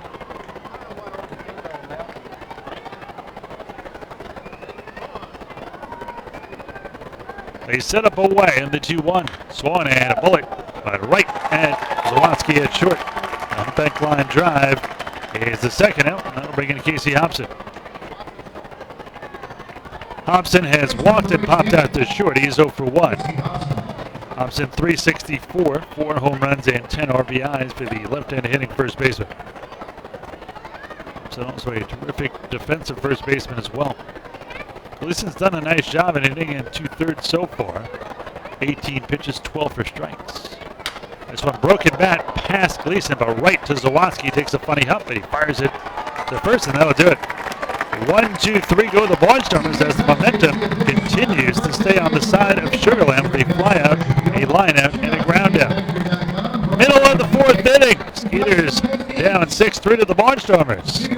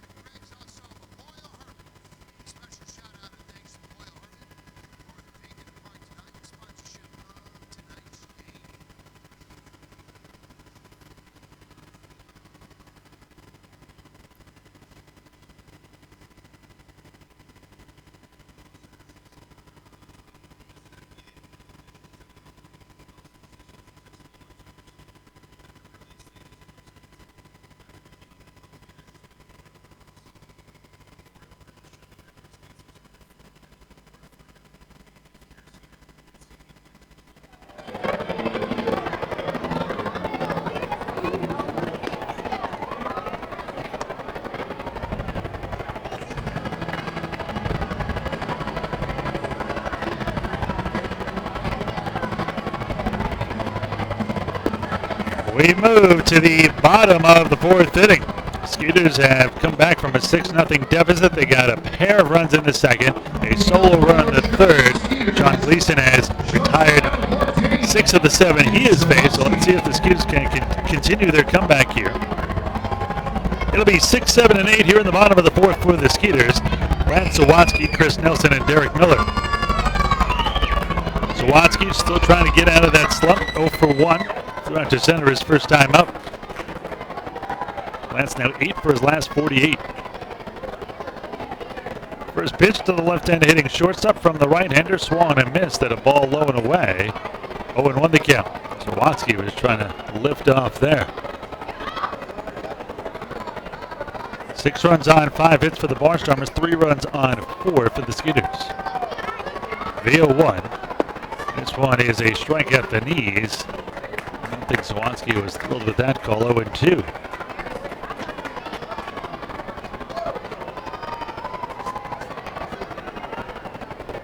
Wind really blowing hard out to right center.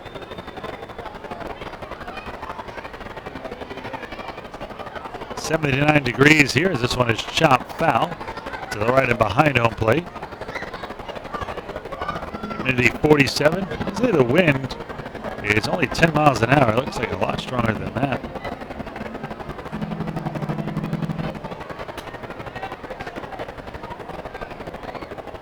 Villanueva gets the sign.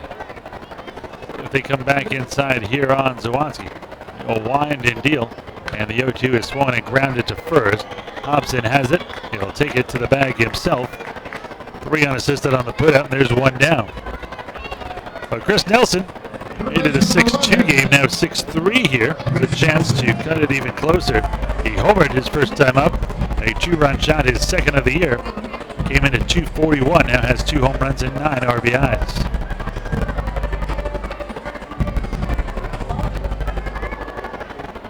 And steps to right-handed hitting third baseman.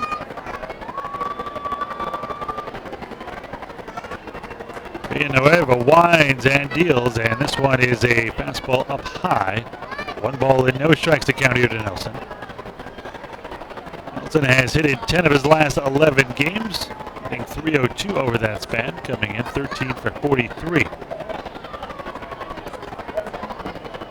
Swung and missed, like a slider low and away, 1-1. 1 out, none on. Bottom of the 4th, Skeeters trailing 6-3. They trailed 6-0 after 2. And it really spins the ball in that mitt for a while. The 1-1 swung on, skied right side will stay in play. Hobson has room, and he'll bring it down near the Skeeters dugout for the second out. Foul out to the first baseman, as Hobson has grabbed both of them, 1 on a ground out, 1 on a foul out, and Derek Miller will step in. Miller 1 for 1 with a single. He has one of the Skeeters' 4 hits.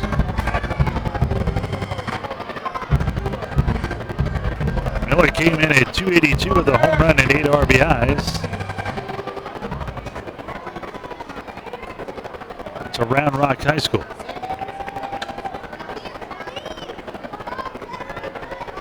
First pitch swung and hit in the air to shallow left field. Charging it is Trayvon Robinson. He'll catch up with it and bring it down for the final out. So a 3-up, 3-down inning as Villanueva matches Gleason. Through 4, your score. It is the Barnstormers 6 and the Skeeters 3.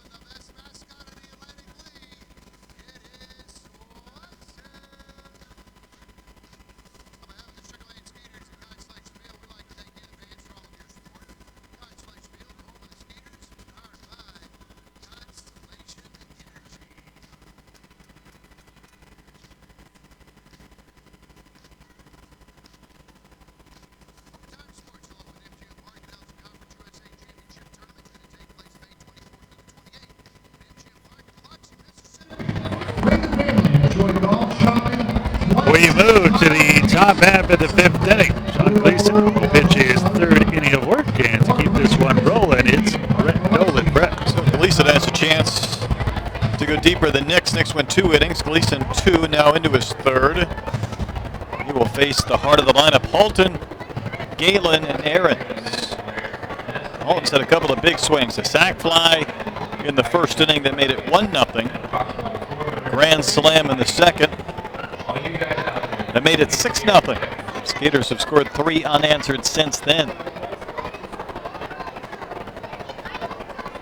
He got a 2-0 pitch and was able to drive it to the playground area near the carousel in left center.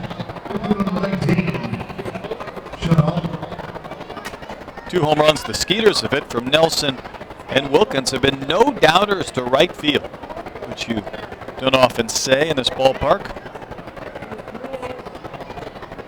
Gleason ready, first pitch of the inning is swung on and fouled back to the netting.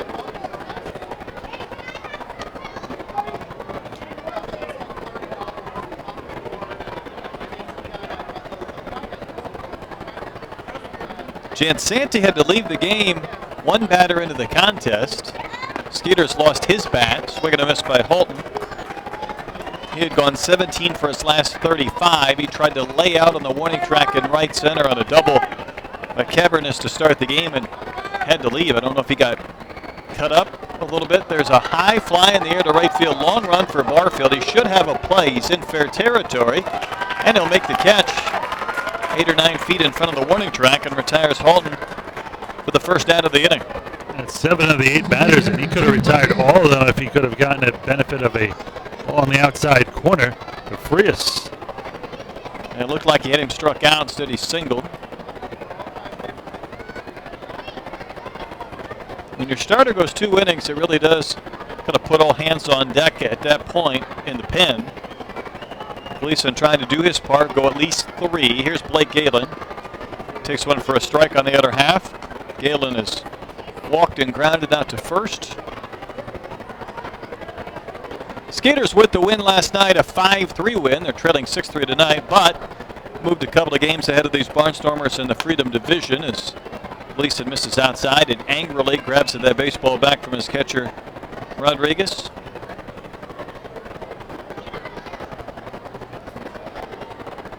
Here's the 1-1. Right on that outside corner for a called strike. So Skeeters rally and win tonight. They'll be up 3. If they fall, it'll be back to a 1-game advantage with contests tomorrow night and Sunday afternoon remaining in the series. There's a pitch in the dirt scoop by Rodriguez.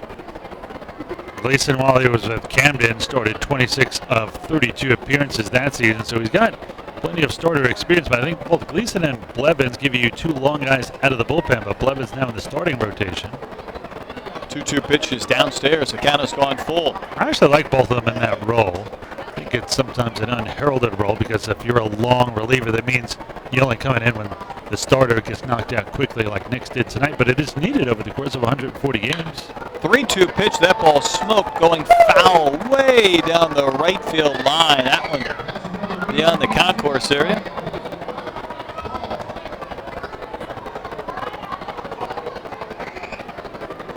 Gleason, early in his career, in his second full season at Delmarva, was 12-2 with a 2.63 ERA as a starter. Another payoff, another foul ball, this time to the left, back up on top of the suites, another play. Camden not quite as pretty a few years ago. 6-15 with a 5.19 ERA. That was a tough team, though. I don't mean tough as far as they were good. I mean a tough team to play on. Another 3-2. That's high. That's a walk to Galen with 1 gone here in the 5th inning.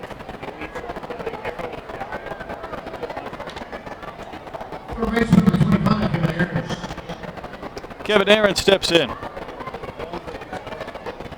Aaron's hit a 2-run double last night. One of the big hits for the Barnstormers despite their loss. 0 for 2 this evening. Gleason's first pitch rolls in for a strike. Skeeters trailing 6-3. We're in the top of the 5th inning.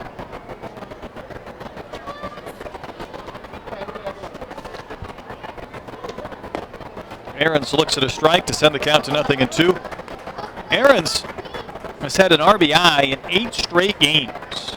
He's had 16 RBIs in his last 11 games. If he get an RBI tonight, he tied the franchise record of 9 straight games. So he's got a man out there, but it's Galen at first. Hits one high in the air down the right field line, bending foul again. Hard to judge if that was home run distance because of the curvature down in the corner, but really never in danger of being fair, and the count holds at 0-2. Doesn't matter what side of the plate you bat from tonight, as long as you get it out to right field.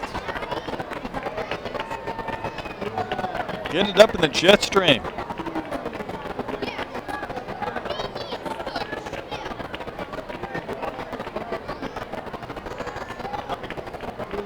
One on, one out in the 5th inning. Quick toss to first, and back in diving is Galen, who's swiped 3 bases this year. I installed that Jetstream machine for you, by the way. It's nice. Kind of changes things up a bit. Maybe it'll get you home quicker. I don't think that will have the desired effect. And now you put this game on a pace where they're going to shoot the fireworks off immediately after the game. And then you're really going to just messed everything up. 2-strike pitch. Again, hit down the right field line up on the concourse. Rattles around near the bounce house.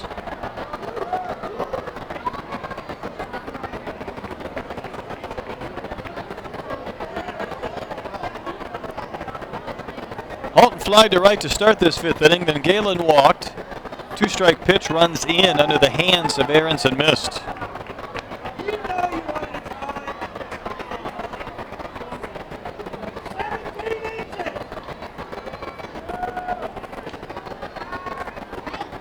Rodriguez sets up in. That ball didn't get in enough. It was spanked to left. It traveled right to Benson and made the catch. That ball was a rope. And right to the Skeeters left fielder for out number 2.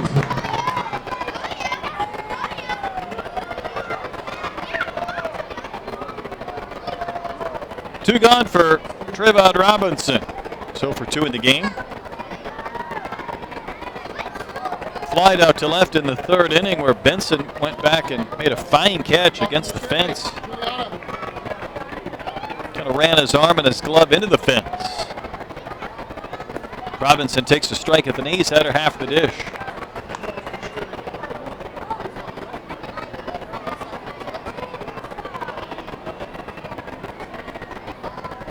So Gleason trying to go 3 scoreless. This pitch here is a strike. It was a long thought by Rodney Galloway before he set a strike, and Robinson goes for a stroll around the box, and he's now down 0-2.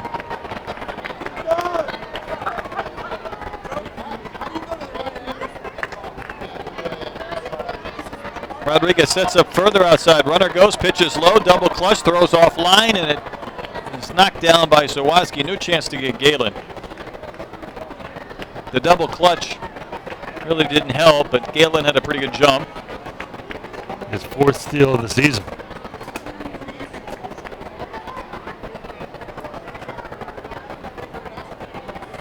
Barnstormers, as a team, have more homers than the Skeeters and considerably more stolen bases. Here's a 1-2 pitch now.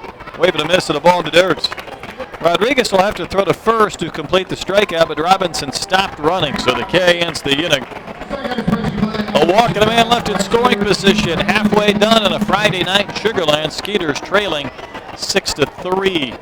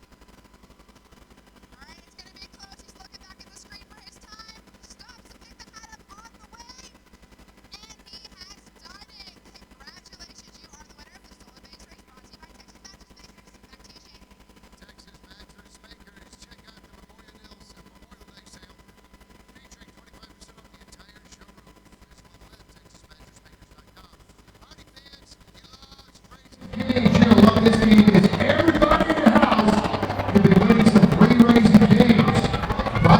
Nearly 7,000 on hand tonight at Constellation Field in Sugar Land. The Barnstormers Barnstormers jumped out to a 6-0 lead. It's now 6-3 as we go to the bottom of the 5th inning. Skeeters will have Wilfredo Rodriguez, then Josh Prince and Andy Wilkins, 9-1-2. Rodriguez, the catcher, bounced to short his only time in, facing Eli Villanueva, giving up a couple of home runs, and he starts Rodriguez with a pitch outside.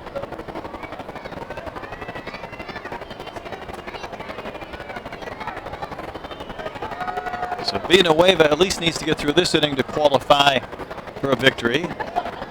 Drops a breaking ball low again, misses here. It's 2-0.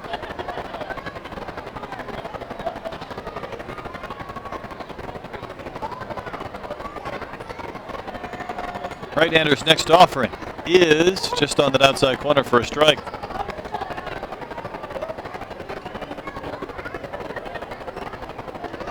Villanueva had 5 no-hit innings against the Skeeters back on April the 30th.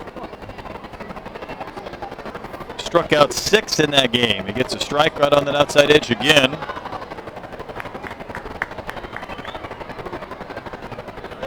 So from 2-0 to 2-2.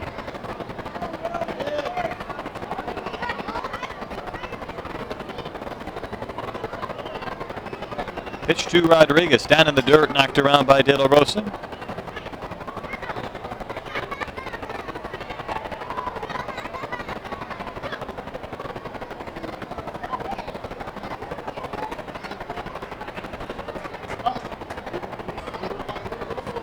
Here's the payoff, and that ball hit back and out of play to the right. Out of Miami, Villanueva went to Westminster Academy. Didn't A-Rod go to Westminster? I think you're right.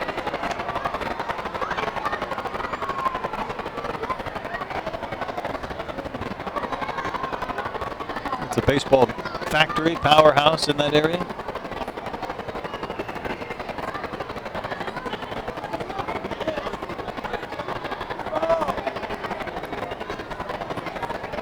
Count holds at 3-2 as Rodriguez Villanueva both back off. Westminster Christian is where A-Rod went to. Is that the same one? But it is. Here's a payoff.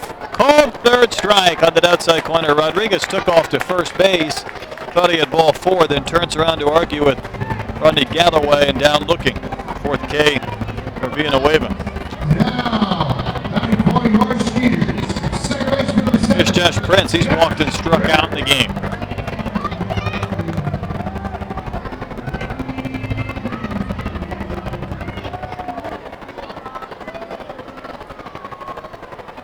Skeeters trailing 6-3 in the bottom of the 5th. Wilkins, who homered his last time in, is on deck. Pitch to Prince over but low.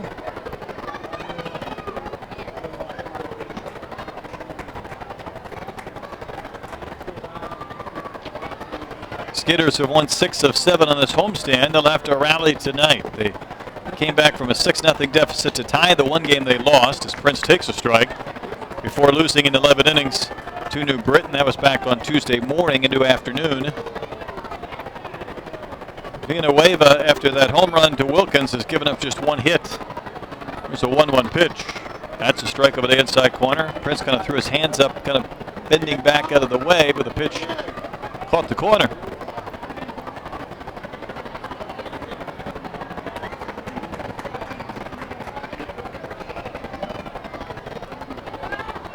Villanueva, very compact, simple delivery, and he pumps one right on that outside corner for strike 3 called, and Prince barks a couple of words. Now, right now it looks like Villanueva able to hit his spots and maybe even a little beyond where he wants to hit the strikes, and he's getting the call, so he struck out 2 in a row.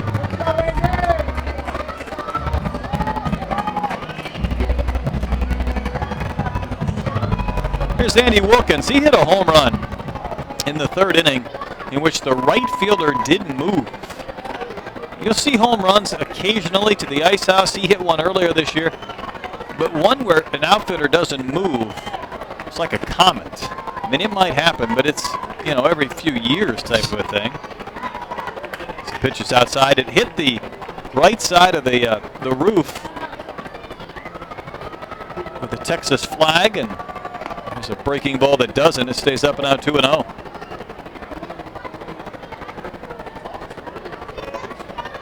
Usually you can sit out there in comfort, have yourself a couple of beverages, and not have to worry about any projectiles in your direction. But we had a ground rule double out there, and then the long home run by Wilkins. Hitters count here, a 2-0 pitch. Well-placed fastball outside corner for a called strike. Even down 2-0, Villanueva didn't come back over the heart of the dish. This location has been pretty good this last 2 or 3 innings. The wind in the next one. Lifted high in the air, shallow left. Robinson in a couple of steps underneath it, makes the catch. Turns and he fires that ball up into the stands in the pool area, and that is a perfect 5th inning. Skeeters down in order. We head to the 6th inning. It remains 6-3 Lancaster.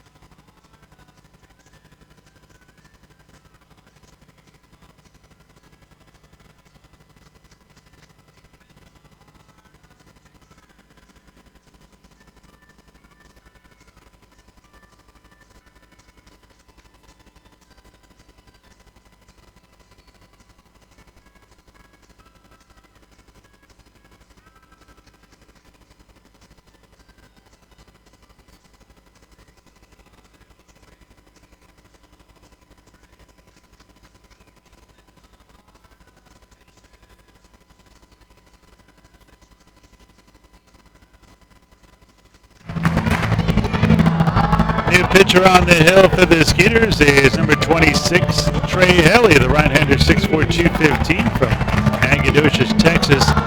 Last time out, had a 1-2-3 inning in his first inning, but then he had trouble finding the strike zone in his second inning. So we'll see if he pitches 1 or 2 here tonight. Trey Haley's numbers here. No record, no ERA. His 6th appearance, 5 innings. He has allowed 3 hits. He has walked 6. And he has struck out 4. Clayson went 3 scoreless. Gave up just a hit and a walk, so a very good job in relief. Not only in the length as far as 3 innings, but also just the 1 hit, no damage done. Haley will face Frias, De La Rosa, and Cavernous, 8-9-1 here in the 6th inning. Last outing by Haley. That was against New Britain in the 5-1 Skeeters victory. Went 1 inning, no runs, no hits, 3 walks, and a K.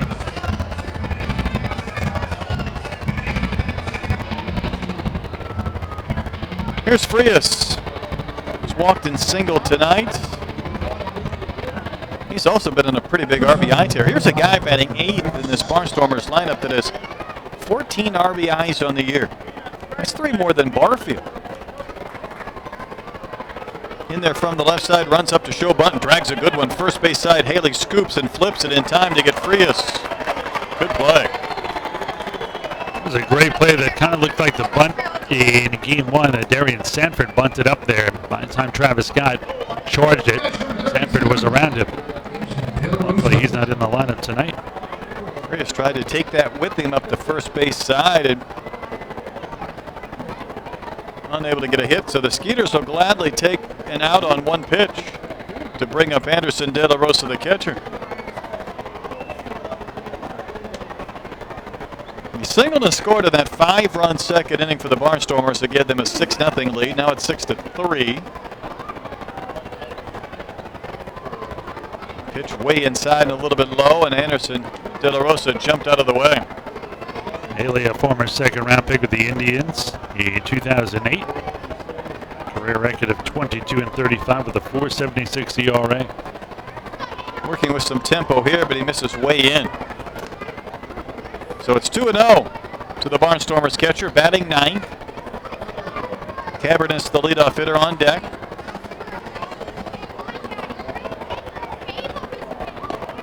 And that pops over the outside corner with a fastball for a strike.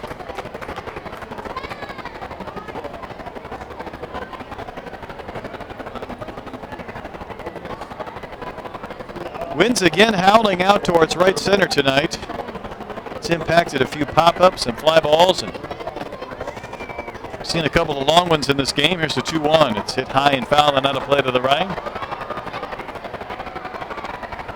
Into a well-populated grandstand here at Constellation Field on Pink in the Park night. The Skeeters wearing those jerseys with pink sleeves. A lot of them wearing the pink socks as well and the wristbands. Real nice event, just perfect weather this evening. Great crowd on a Friday. And 2 more games remain on this extended homestand. Here's a 2-2 and a curveball, and De La Rosa just does get a piece to foul it back and stay alive.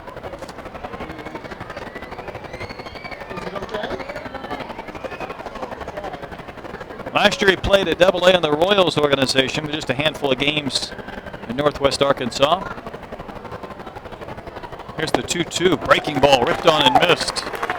De La Rosa goes down on strikes. So Haley has retired the first 2 that he has faced, and he'll turn the lineup over for Cavernous.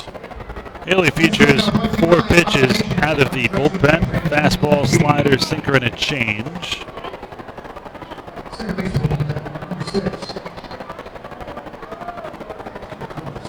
Cavernous has doubled and singled. He flied out to center his last time in. Barnstormers have gone down in order just 1 time tonight. That was back in the 4th inning. Cavernous takes strike 1, the right-handed batting second baseman.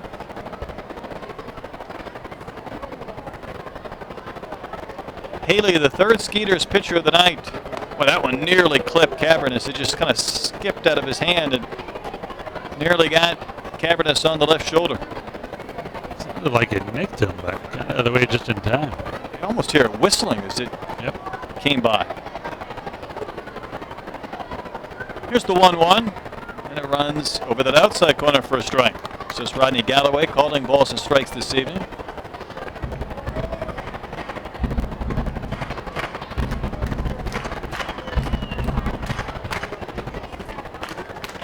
Next offering on the way, buried in the dirt, and 2 strikes.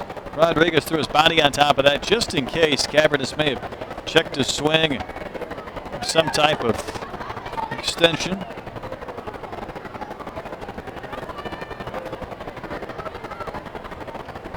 Little activity going out there in both bullpens for the time being. Skeeters have a lefty up.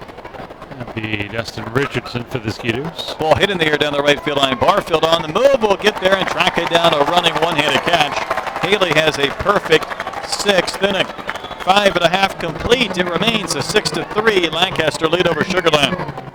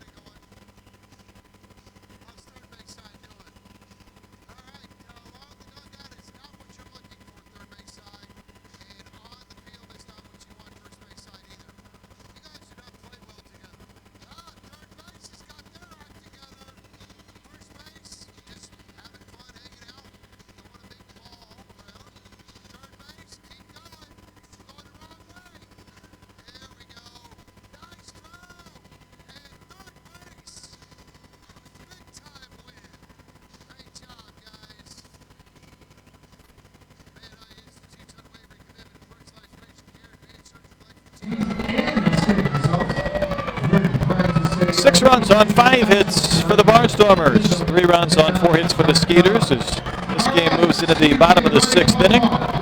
This would seem like, Ira, an opportunity for the Skeeters to see if they can climb back in this one. Villanueva's 3rd time through the lineup will face the heart of the lineup, Barfield, Scott, and Benson, to see if they can chip into this deficit further. And also, he's kept them quiet, so you wonder for how long. Barfield's 0 for 2 with a strikeout. Scott's got a hit. Benson has a hit by pitch. Only so long you can keep the heart of the order quiet. And then as you go further down, Nelson has a home run in this one. Barfield's starting to get to that category where you might say he's due for a tear of some sort. He's 3 for his last 21. I will say this, it feels like teams have pitched him extremely well. And Jeremy takes one a little bit in. By that I mean sometimes you pitch him outside, maybe you get a couple of calls on the inside corner, you get him frustrated a little bit, expanding the zone more than he would like. I think it's part of that, and I think because of that's led into him swinging at some pitches that he doesn't want to, because he doesn't trust that it'll be not called a strike. Lifts that one high in the air to right, back on the warning track. It was caught. Jeremy slammed his pink bat down. He knew he missed it, and he still hit it to the track. But there's a pitch over the outside corner again where they aren't missing over the plate. If they're going to miss to him, they're going to make him hit the ball that's out of the zone a little bit.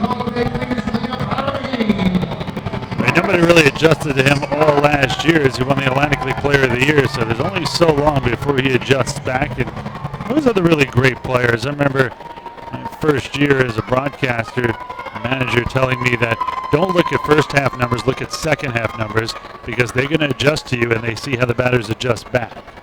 There's Travis Scott. He swings and he shoots one to the left over the roof without a play. Oddly enough, they don't adjust to the broadcaster in the second half. Well, there's a scout here tonight. He could be scouting us. He won't need all of his paper and his pencil or his ink. Scott takes a breaking ball for a strike. He disagrees, and he's down 0-2. See, Anchorman was like, they're talent scouts here, Rod. they can leave early. Villanueva settled down nicely. Scott was the last man to reach against him. He singled in the 3rd. Since then, he's just sent everybody back to the dugout. He misses to Travis on a 0-2 pitch, a little bit low. So 8 straight. Skeeters down 3. Scott reaches for a pitch and again fouls it to the left over the top of the suites. Back towards the parking lot. This will be pitch number 80 coming up for Villanueva. By the way, Travis's base hit in the 3rd. The last the Skeeters had, it did extend his hitting streak to 8 games. So he's right around that 300 number for the year, and he takes outside 2-2.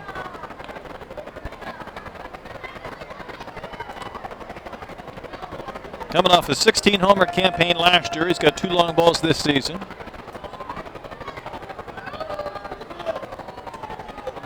And Villanueva's pitch, rip and a miss. Boy, that good offering. Had some late drop. Scott swung over the top of it. It's 2 gone in the inning, and I believe that's now 6 Ks for Villanueva. It is.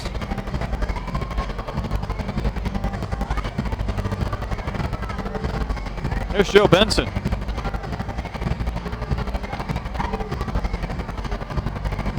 Benson didn't start the game, but by the 1st inning, top of the 1st, 2 batters in, he's in left field. Been hit by a pitch. He scored. He struck out tonight. Nearly hit again. That pitch came in around the hands of Benson.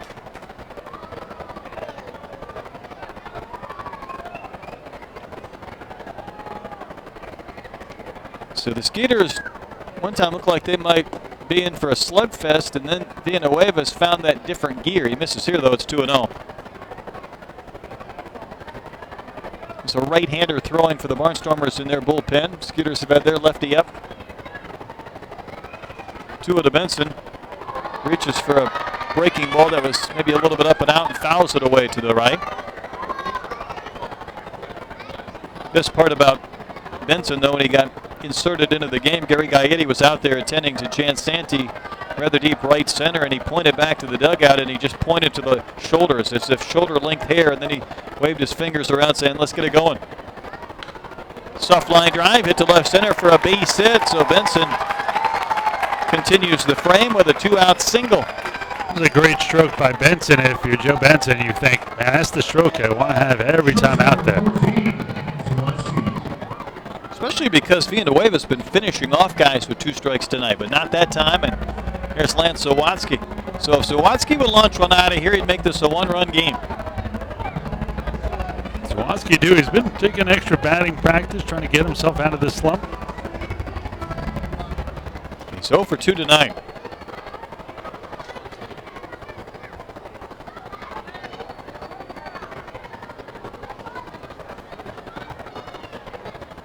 Benson will draw a throw. You know, almost every time you see a guy in a slump, you see him taking extra batting practice, like before a game, sometimes even after, hitting off a tee, even after a game, and then you see him break out of the slump, and the first thing you think of is, why don't they do that every day so you don't fall into the slump? But it's so hard to do everything you want every day. Simulate game activity. There's a ball just hit a mile high and behind us. Sawatsky dropped and drove and hit one in the air, but backing out of play.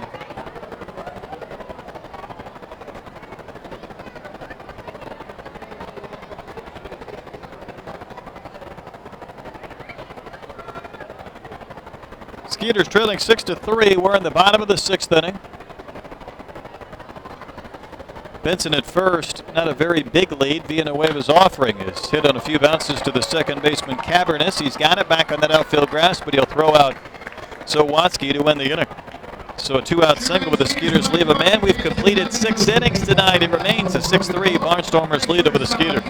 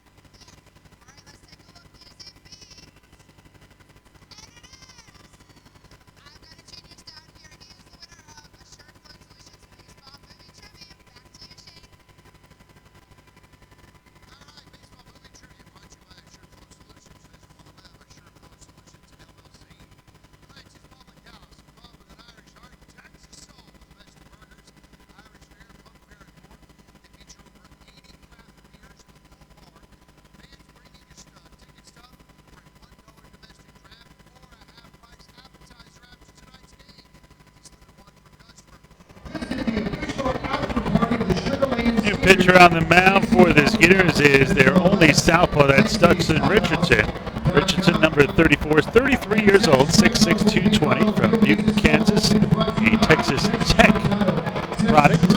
Pitched for the Ducks last year. The former big leaguer spent more than 2 seasons with the Red Sox in his 11th year as a pro. He has been terrific for the Skeeters.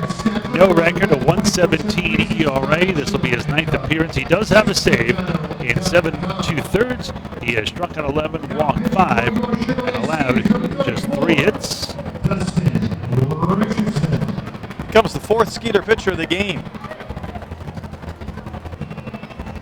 It was 6-0 before the Skeeters even had a base runner. They were trailing. They scored a couple of runs to Sugar Land in the 2nd. They got a run in the 3rd and a home run from Wilkins to make it 6-3, and that's where we have stayed since. Here's Caleb Gindel. Part of the lineup for the Barnstormers here in the 7th, but Gindel a lefty, so a left on left here to start the frame. And that pitch lifted to left field, right to Benson. And he'll reach up and make the catch. 1 pitch, 1 out.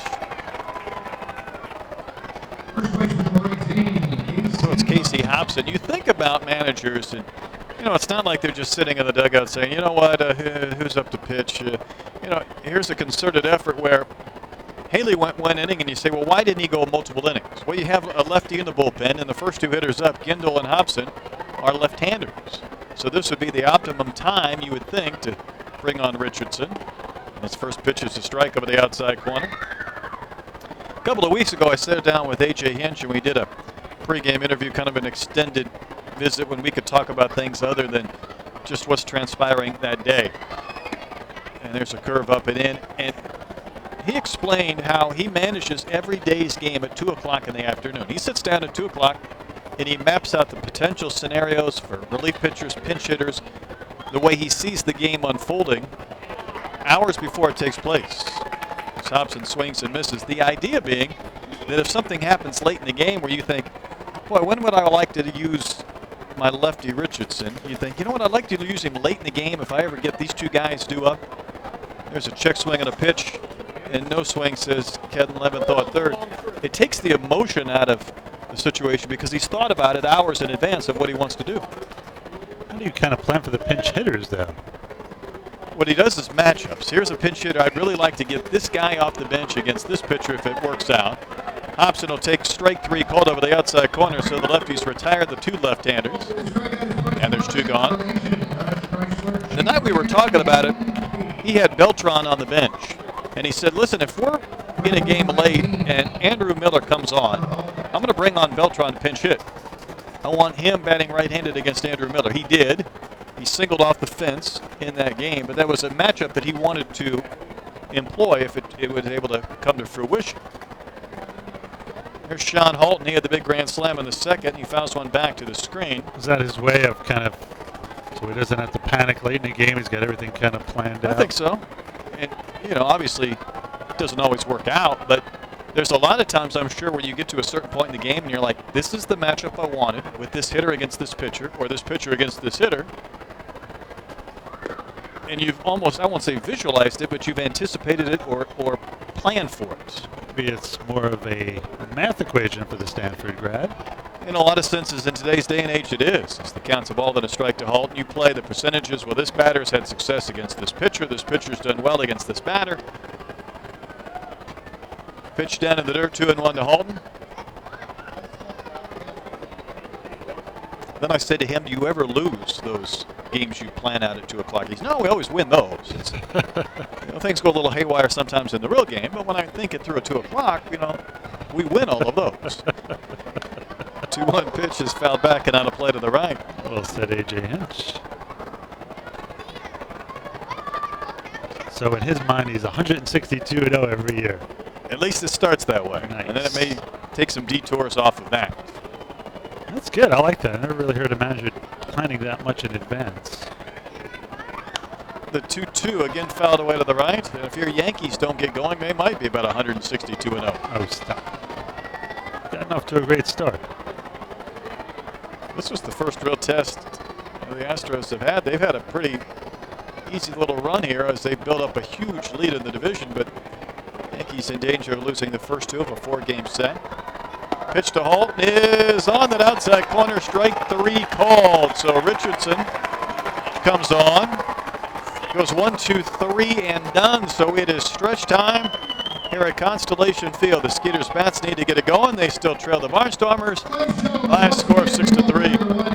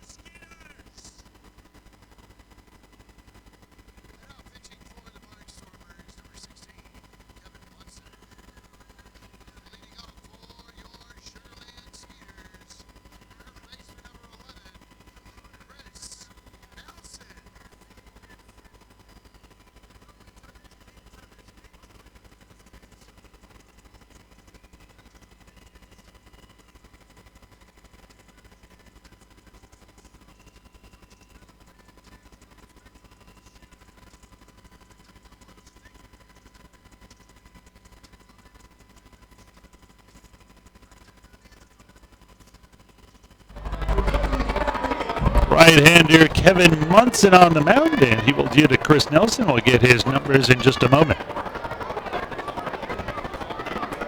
Nelson batting 7th in the lineup. Skeeters down 6-3 in the bottom of the 7th. They honored breast cancer survivors on the field during the break. So Munson came on, got his warm-up tosses. Nelson wasn't sure what he was supposed to do, but he's ready. So is Munson. Here we go on the bottom of the 7th. First pitch is a called strike. Well, Munson, 26 years old. Number 16 is 6'2", originally from Edison, New Jersey. Now makes his home in Roanoke, Virginia.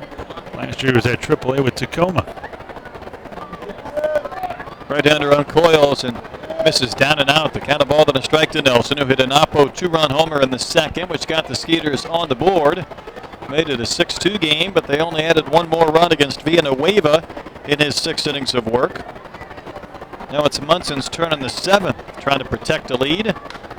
Nelson hits one high and well out of play to the right, leaving the stadium entirely, and it's 1-2. Well, Munson's been very good for the Barnstormers, 0-1, but a 2.25 ERA. This is his 10th appearance. In 8 innings, he has struck out in an impressive 12, walked 6, however, and has allowed just 2 hits, has a whip of an even 1.00. Comes set near to his neck and then runs one way outside and low. 2-2 to Nelson, whose home run in the 2nd, his 2nd of the year. Munson allowed just 1 run in his last 8 appearances. Last time out in a 12-9 loss to the Blue Crabs. Went 1 inning, no hits, no runs, a walk, and 2 strikeouts. Threw the curve and it didn't break until it was too late and the count was going full.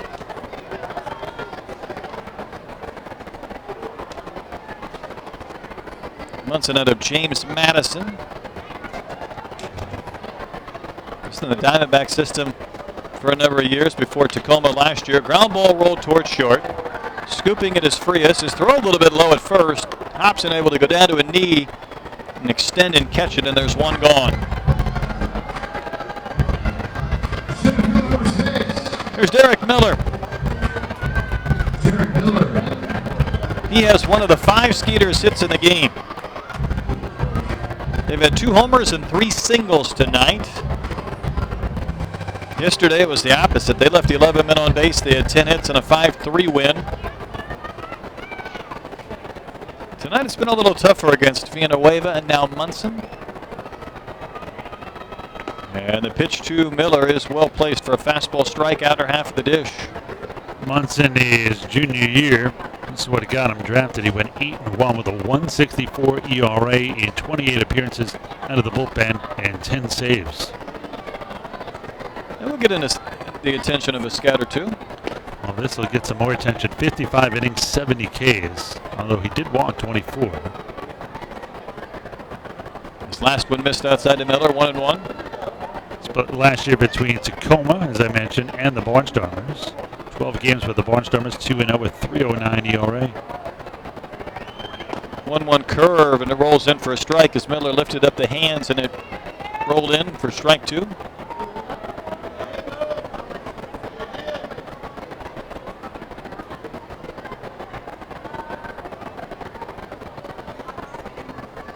Last year with the Barnstormers in 11 2/3, 18 strikeouts, just 1 walk. Elevated fastball. Miller swings with 2 strikes and fouls it back to the netting.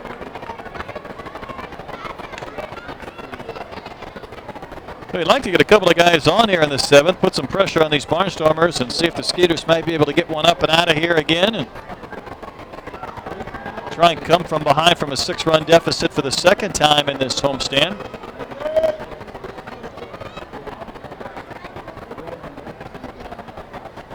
Another 1-2 pitch. Curve, and Derek fouls it back to the right.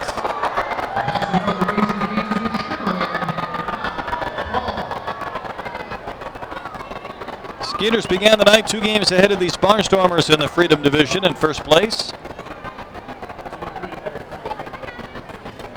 Lancaster trying to even up the series of the game apiece. Another pitch to Miller, breaking ball, this one with tighter spin, and Miller swings and misses for a K, and there's 2 outs. 2 outs for Wilfredo Rodriguez, the catcher who bats 9th.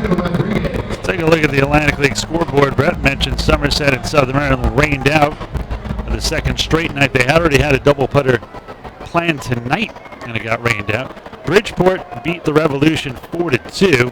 The Bees couldn't be any happier to get out of Sugarland. They beat the Ducks for the second night in a row, 6-0 tonight. And in Game 2 of the Bridgeport-York doubleheader, Bridgeport winning 11-6. That one in the bottom of the fifth. Here's 6-3 Barnstormers. The pitch to Rodriguez missed. A couple of outs recorded by Munson on in relief for the starter Villanueva. And the 1-0 is letter high. So it's 2-0. Prince on deck. He's the top of the lineup.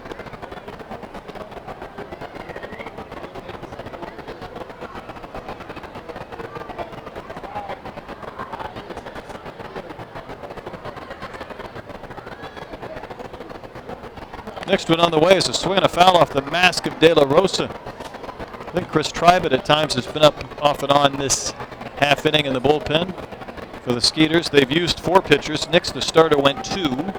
Villanueva, the starter for the Barnstormers, just exited. He went 6 tonight. Both are the pitchers of record. Skeeters down 3 and running out of outs. 2 balls and a strike to Rodriguez. And the next pitch, he tried to hold back, but he really did wrap that bat through quickly. And then plate umpire Rodney Galloway doesn't appeal. He just says that's a swing, that's a strike.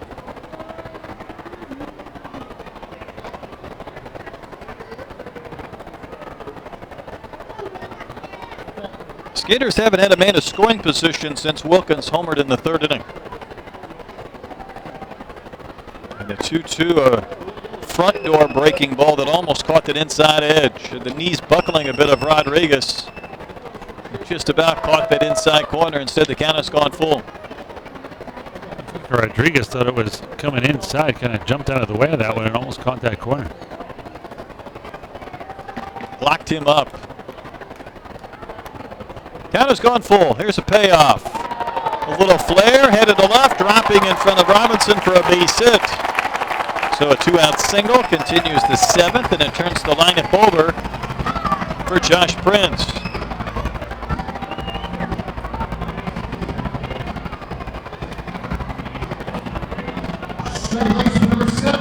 Prince is 0 for 2 with a couple of strikeouts.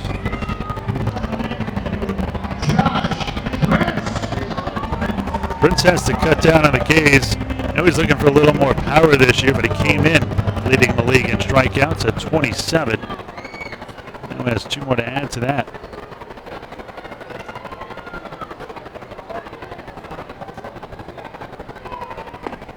And there's a rip and a miss by Prince. You're right. We talked about making a little bit of a change with the leg kick. We've seen a 2-homer game from Prince. And he continues to get on base. He walked in the 1st. But this offense really clicks when he gets on. He waves and misses at a pitch up and out of the zone, and it's 0-2. Especially right here. Wilkins, who has a home run on deck, Barfield. But if he strikes out here, it'd be 6 Ks in his last 2 games from that leadoff spot. Rodriguez, the catcher, short lead at first with 2 gone. 2 strikes the count to Prince. Here's the pitch, bounced in the dirt. A pretty good job by De La Rosa to knock it down and keep it in front of him. Prince gets on, though Wilkins would come to the plate, representing the tying run, and it looks like there is a lefty available in that Barnstormers bullpen if needed. Maybe for just such a scenario. Here's the 1-2 to Prince, wave and a miss. Strikeout on a breaking ball, and Prince slams the helmet and the bat down in frustration. That helmet went for quite a ride. We've completed 7 innings. It remains Barnstormers 6, Skeeters 3.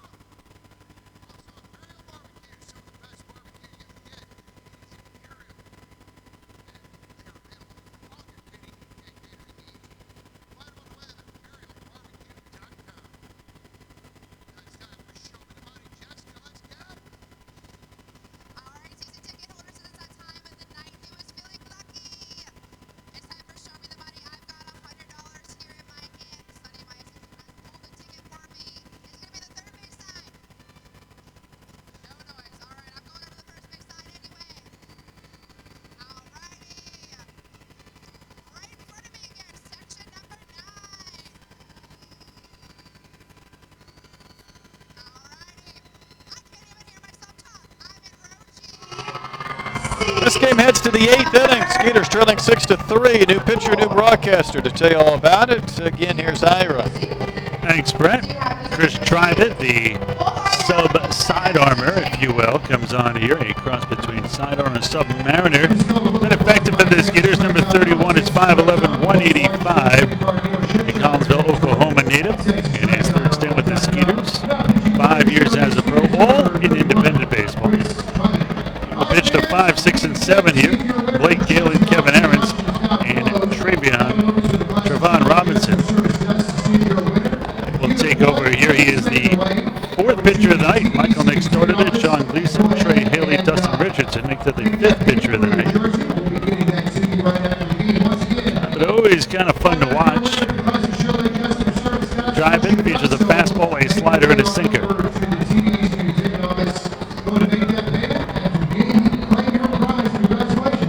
Trombo will take over here. Skeeters are trailing 6-3. It has been this way since the 3rd. Trombo went to Northeastern State University. So far this season for the Skeeters, no record, a 4.76 ERA. This will be his 5th appearance. In 5 2/3, 4 strikeouts, a walk, and 9 hits. Last time out, a good outing for him. That was on this homestand against New Britain in the extra inning loss. The Skeeters lost 7-6. In 11, he went an inning and 2/3, no runs, no hits, a walk, and a strikeout. In steps the left-handed hitting Blake Galen. The DH tonight has walked twice and grounded out to first. First pitch high and outside. 1 ball and no strikes to count. Bullpen's gone 5 innings of 1 hit, no run baseball tonight. Who? The Pen. Oh, yeah, no doubt. This one swung and missed. 1 ball and 1 strike to count. This bullpen really has been spectacular. Coming into today, it was 5-1 with a 3.14 ERA and 8 for 8 in save opportunities. If you compare their Brett to the starters, 8-7 with a 4.56 ERA. What a difference. You know, I think this portion of the year, and it doesn't matter what level, if you have that type of save percentage, you're going to be a pretty decent team. This one just misses off the outside corner, 2-2. I agree. I mean, take a look at every team that's off to a hideous start in the major leagues. It's because their bullpen has been a train wreck. They've blown games they should have won, and that just amplifies everything in the first 30 days or so. The 2-2 swung off the mound into center field for a base hit. I've been trying to kick save it. Leadoff batter on here. That's the one part about being a sidearmer. That ball went right over the top of the rubber, but of course he had twisted his way down off the hill. That broke up a string of 8 straight retired by Skeeters pitchers. But with 1 on and none out, Kevin Ahrens will step in. He is 0 for 3. He has grounded out the 3rd flat to right and lined out to left. I wonder how many folks Ahrens has here at the game. The Houston native still lives here in the Houston area. So on chop foul off of 3rd. I think a player can kind of block that out. You know, he has a lot of friends or family in the house. You think he kind of goes up to the plate and just kind of clears the mind or put a little pressure on him to perform? I think it's a good pressure. I think guys more often than not perform well when they have large pass lists. I think it just, whether it's the concentration or the anticipation, the adrenaline, it all kind of works in your favor. No balls and 1 strike to count here on Ahrens. Tri-bat from the bent over position fires a fastball high and tight, 1-1.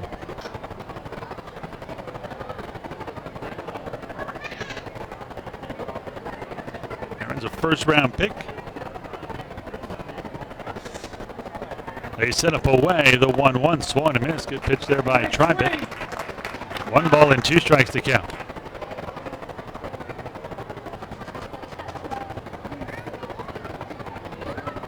Those side armors or submariners always feature good slider. Let's see if he goes further outside with the slider here. Steps off. Getting back is Galen. Skeeters trailing 6-3 here in the top half of the 8th. Still have 2 more at bats. Wind blowing out still a right center, not as hard, but still going to help the left-handed hitters.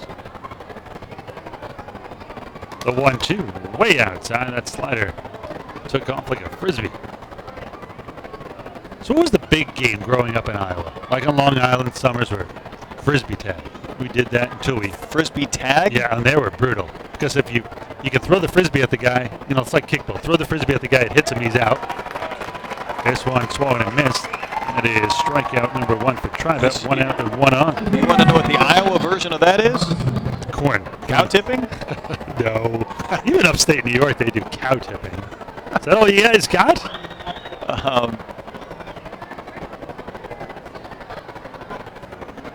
Some pseudo baseball game, hitting in the cornfield, anything like that? Yeah, you build it, they will come. Hit it in the cornfield. This one just off the outside corner, 1-0. Shoeless Joe Jackson out there at all? Might just be. You'll never know. Yeah, what's going on here? I think a ball got loose. Something got loose. And they're signaling to left fielder Joe Benson. Something dropped into the left field corner. It's not a Frisbee. It's a beach ball.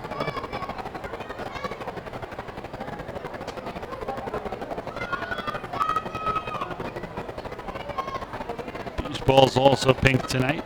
Or pink in the park. Breast Cancer Awareness Night. Robinson, 0 for 3, 2 strikeouts and a flyout. The 1-0. Swung and slash foul down the left side. 1 ball, 1 strike, 1 out, 1 on. We're in the top half of the 8th inning. Just one of 2 more cracks at it. Tribet trying to keep it a 3-run deficit.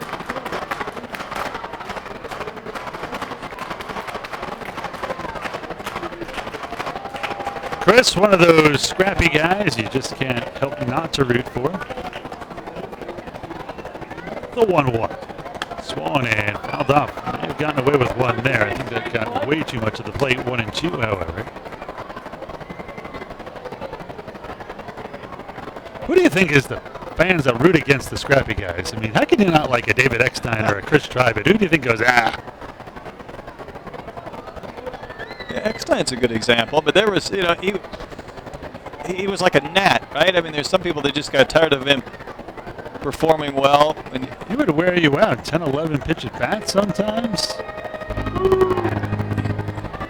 His whole story is great. I mean, walk on at the University of Florida. Sure.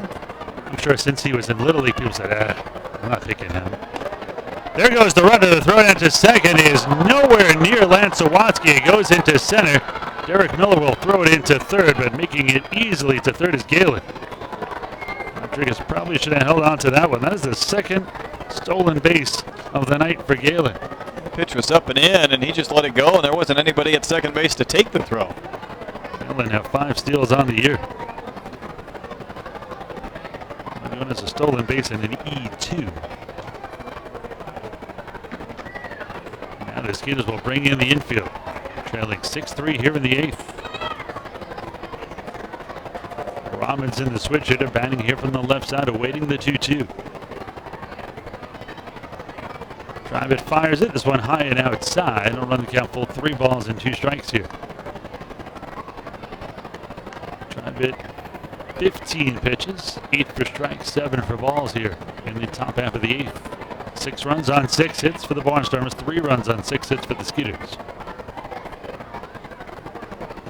Payoff pitch here to Robinson. This one is hit deep to left field. This is trouble. Benson going back, looking up, and it's gone. A 2-run homer, and a 6-3 game is now 8-3 Barnstormers. First home run of the year for Robinson. RBI's number 4 and 5. But he about had one in the 3rd inning, and Benson got back there to the fence and made a fine play. That time Benson wasn't about to get that one near the pool area. So in steps Vladimir Frias, the switch hitter batting here from the left side against the Skeeters right-hander, Rich Tribet. He has walked and scored, singled and grounded back to the pitcher. He's 1 for 2. First pitch misses, ball 1-1-0. Chris has been up. He's been elevated with a few of his pitches this inning. This one a strike on the outside corner. Good pitch there by Tribet.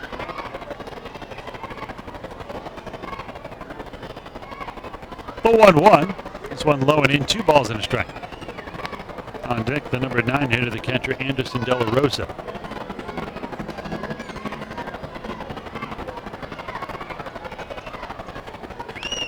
This one is fouled off to the left side. 2 balls and 2 strikes to count.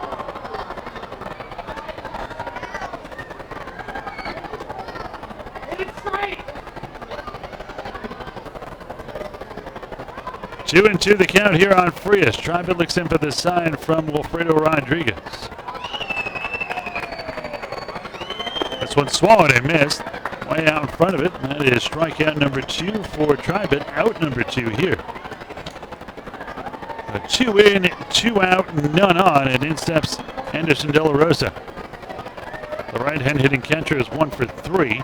He has singled and scored, popped out to short, and struck out last time up.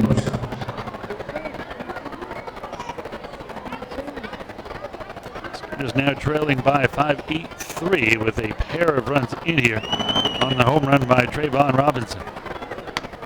First pitch misses, ball 1, 1 ball and no strikes to count. No, don't touch it. This one a strike on the outside corner, 1 and 1 to count. There's a bigger hill to climb now. Home run, the first scoring since the 3rd. Swan swung on, popped up. Right side. Prince just to the right of second. Will squeeze it for the final out. But not before. 2 more runs score on the home run by Robinson, his first of the year. Middle of the 8th inning. It is now 8-3 Barnstormers over the Skeeters.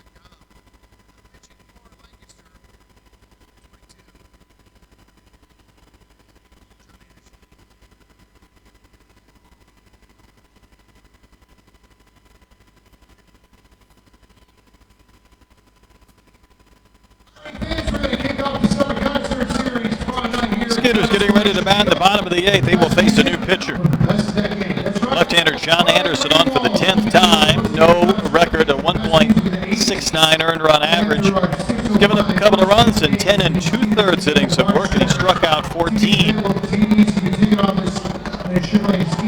Anderson, number 22, 6'2", 225, originally from Berkeley, California, now resides in Tampa, Florida.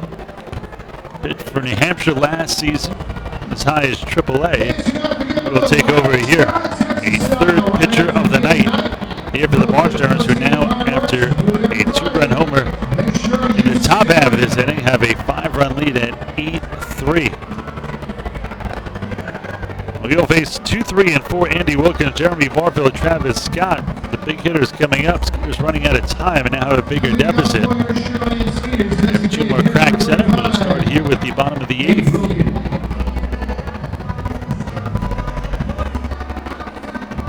So in steps Wilkins. He has a home run himself tonight. He has flied out twice, had that home run between.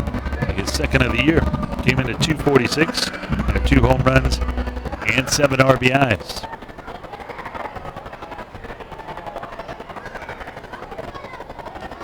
Anderson has appeared in 9 games, 10 2/3, 14 Ks, 4 walks, 6 hits, 2 runs. This one high and tight off the mitt of De La Rosa. 1 ball and no strikes to count. Former 28th round pick of the Blue Jays back in 2008. He was at AAA. That was with Buffalo in 2015 and 16 in the Blue Jay system. Career record of 23 and 32 with a 4.67 ERA. Last year for New Hampshire at AA. Also in the Toronto system, 4.9 with a 5.49 ERA. This one swung and missed. 1 ball and 1 strike. Actually split this in between Buffalo at AAA and AA New Hampshire.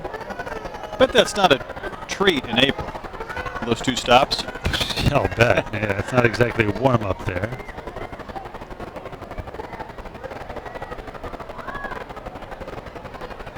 The 1-1.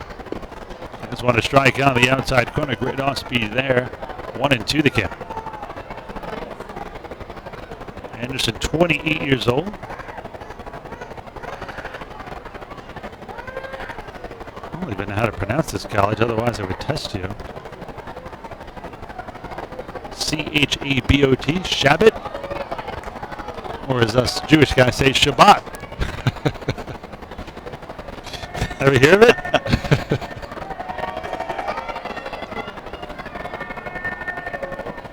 I have not. Hayward, California. Dolan tonight. If you can't pronounce it, I get a pass for not knowing where it's at. It's a little loophole there, is it? Well, it's a big loophole. I spelled it for you. 2-2.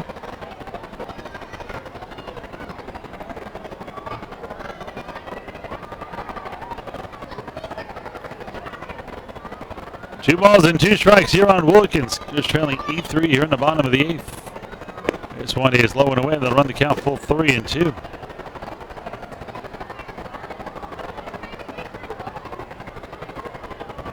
Career record of 23 and 32, a 4.67 ERA, including 6 saves.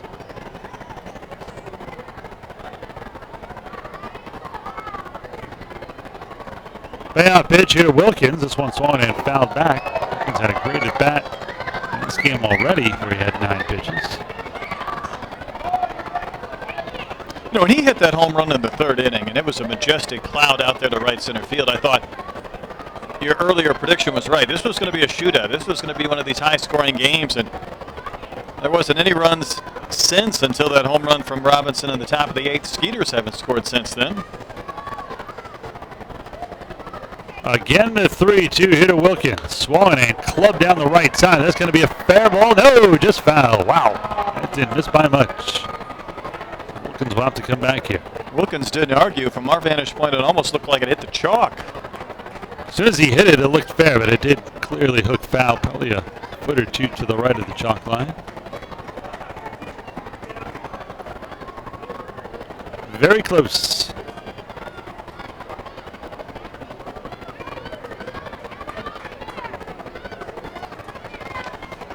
Tomorrow in Game 3, going to be Skeeters right-hander Brett Marshall to put his perfect 3-0 record on the line against Southpaw Jared Leverett. No record.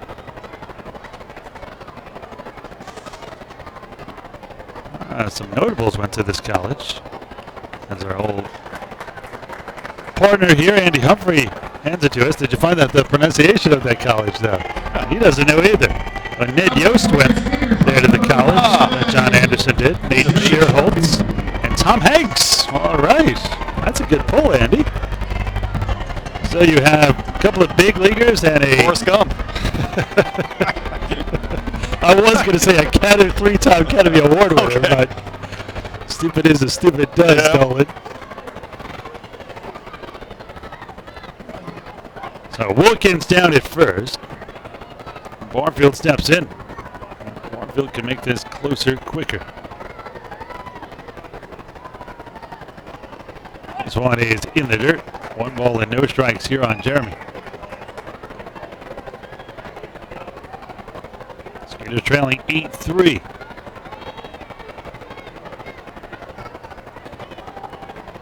A walk to Wilkins, only the 2nd of the night for Barnstormers pitching. You compare that to last night, where quite frankly, and it started with Lewis, but they just couldn't throw strikes. They ended up walking 7. They were behind so many hitters. It's kind of reversed or flipped the script tonight. The 1-0. They just want to strike on the inside corner. More importantly, they're working quicker. It does help. It's amazing how when you throw strikes, the pace changes. No, but it's the other way around. When you're working slower, you're more likely to walk guys, don't you think?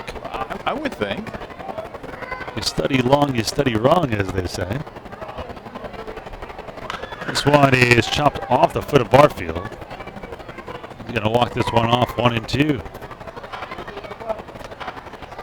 There were times, though, you could almost see the wheels grinding in these pitchers' heads, right? I mean, they're missing, and at some point, you've got to throw a pitch. Like a Bugs Bunny cartoon, you literally saw the wheels going You're in thinking, there. you're fearing, you're fretting, you're working, and the pitch you want to throw, and it only seemed to kind of compound the problems last night and even early this evening.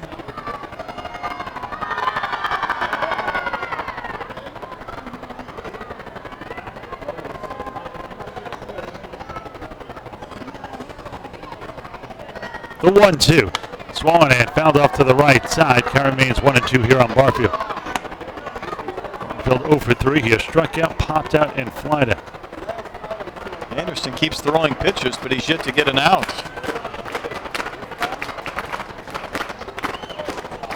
Thirteen pitches so far, 8 for strikes, 5 for balls.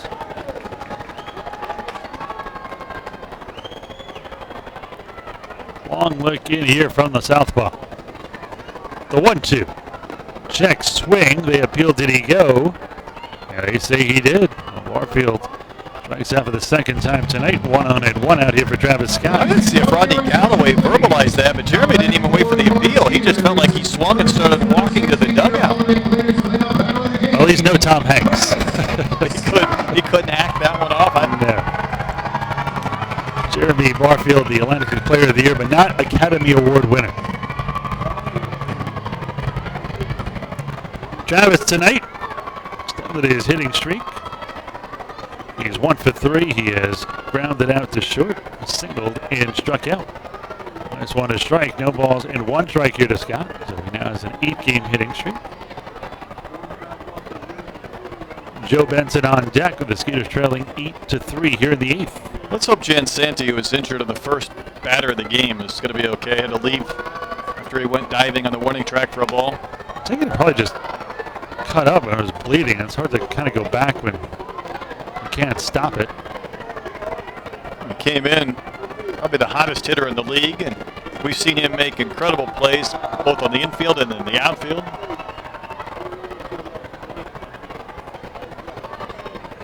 Benson has filled in nicely, made a great catch in the outfield. Has been on base twice with a hit by pitch and a walk. This one in the dirt goes to the right of the catcher. De La Rosa. He has to get around Travis Scott to grab that one.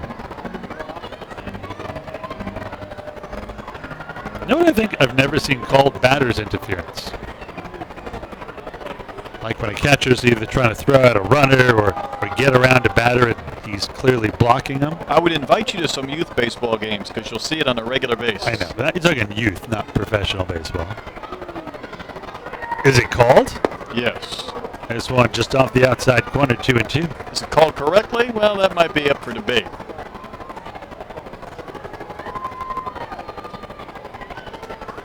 Still yelling at umpires, huh, Colin? That's my hobby. Everyone's got to have an outlet. Yeah, we have to have a hobby. Some people golf. I yell at umpires.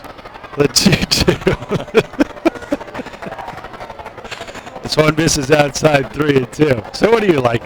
You're like the college coach with the crumpled up newspaper smacking your hand, yelling, pacing up and down. You don't have to worry about my voice being heard. I mean, I can. Aren't you afraid of blowing out the golden voice there? There's been a couple of days I've come in here hoarse. With a horse sometimes. This one hit the other way into left field for a base hit. So Anderson has come on to face 2 lefties. Both have reached, and he got the one right-hander out. So he's gone backwards in his splits. Let's see if Joe Benson can finish filling in on a nice note here for Jan Santi. Mentioned he's been on base twice. Singled his last time up. Just need a rally here. They're down 8-3 here in the 8th. Down 5 and down to the last 5 outs. Speaking of 5s, lining up, number 5, Joe Benson steps in.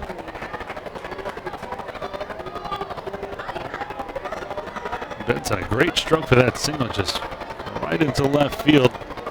Last time up. First pitch here to Joe. This one a check swing down low. Did he go? Yes, they say. Wow.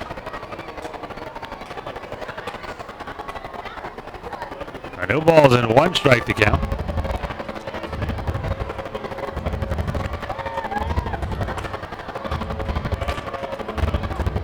Eight runs on 7 hits and no errors for the Barnstormers. 3 runs on 7 hits and 1 error for the Skeeters.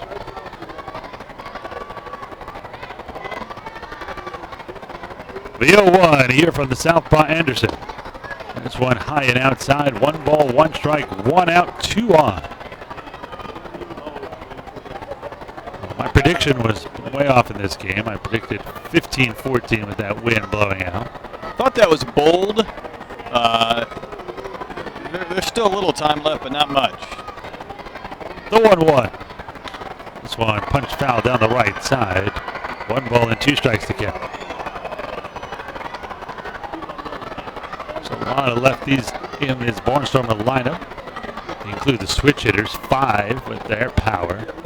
Skeeters, 2nd in the league in home runs. I thought it was a good prediction. Wind blowing out to right center. That was so close. They set up inside the 1-2. Just misses. 2 balls and 2 strikes. Wow, tough pitch to take there. And Anderson thought he had strike 3. I did as well. I concur. Should have concurred. This will be pitch number 25 here from Anderson in the 8th.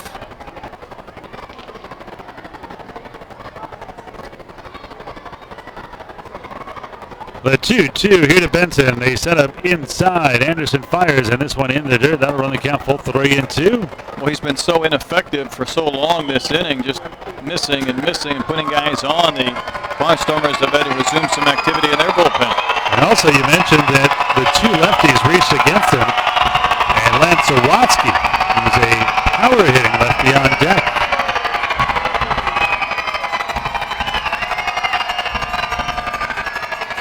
I think the fans really like Benson here. He's a fan favorite. And now Benson calls timeout as Anderson taking too long for his liking. He had something in his eye as well, and he did.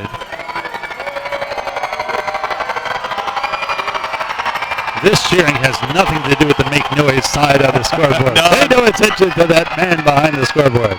This one swung and missed. Strike 3 as Benson goes down here. 2 on, 2 out now.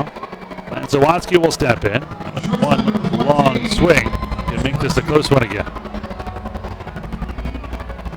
2 strikeouts for Anderson. Reagan Zawatsky, who's 0 for 3. He has flied out to center. He is grounded out to first and grounded out to second last time up.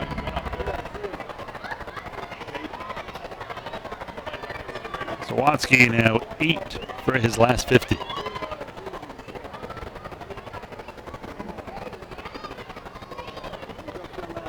That was Zawatsky last year. Played the last 33 games with the Skeeters, and it was a big part of the Skeeters down the stretch. That sure was. Gave them a bat, and once they started to lose Ricky Haig on weekends and such, it became even more important to have somebody to be able to step in, produce. Also, Zawatsky caught the final out to wrap up the Skeeters winning the franchise first championship.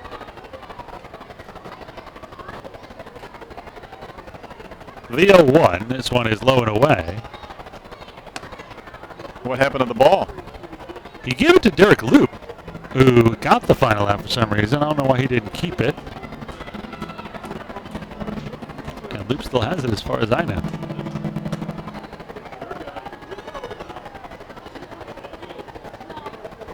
They set up low and away here in the 1-1. This one high 2-1.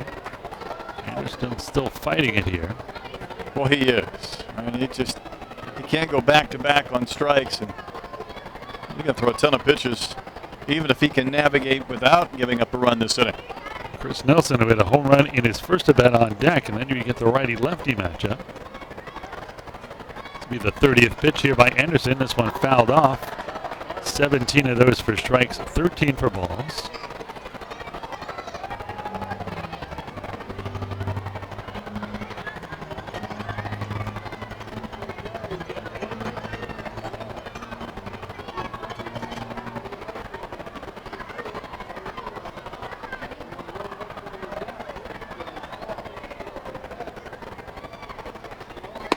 This one on the outside corner, strike three, and Zawadzki's furious. I don't blame him, and he's going to get tossed, and he does, as he still goes at it with the umpire. That was clearly high and outside, and Zawadzki got rung up, and that will do it as Anderson strikes out the side per se here in the 8th. We're through 8 innings.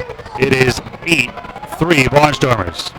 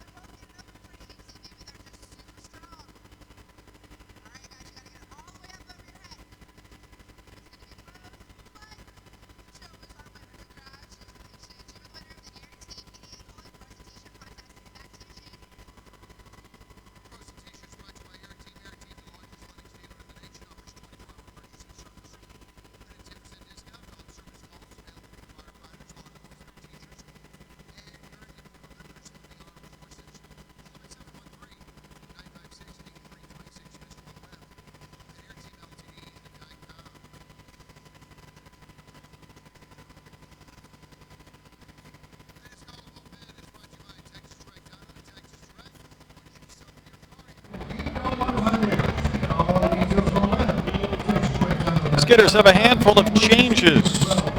Zawadzki was ejected, so Prince is now at short. Nelson goes from third to second. Cordero, one of the backup catchers, is in at third base. And one of the newest Skeeters, Cameron Stanton, the right-hander, on for his first appearance in the Atlantic League. Stanton, of course, the son of 19-year big league veteran, all-star, and 3-time World Series champ Mike Stanton, and Brett's partner on the pre and post with the Stros. Mike's fun. We had him on here the other night. We did. Well, Cameron was warming up for a long time. He started in the bottom of the 8th, and that inning lasted a long time. It's his second year. He is just 22 years old. This one high, 1 ball and no strikes. Cameron Stanton, drafted in the 30th round in 2016 by the Braves out of St. Edward's University in Austin, Texas. The 1-0 here to Coburnis. Outside, 2 balls and no strikes. Stanton last year for Danville, 1-1 with a 2.57 ERA in 14 appearances. He did make 5 starts. The 2-0. This one is a strike on the outside corner, 2-1 the count. Pitcher number 6 tonight, used by the Skeeters. Stanton spent all 4 years at St. Edwards. College career 18-3 record. This one hit out into left center field. That's going to drop in for a base hit. Benson cuts it off quickly as the leadoff hitter Coburn is on here. He's now 3 for 5.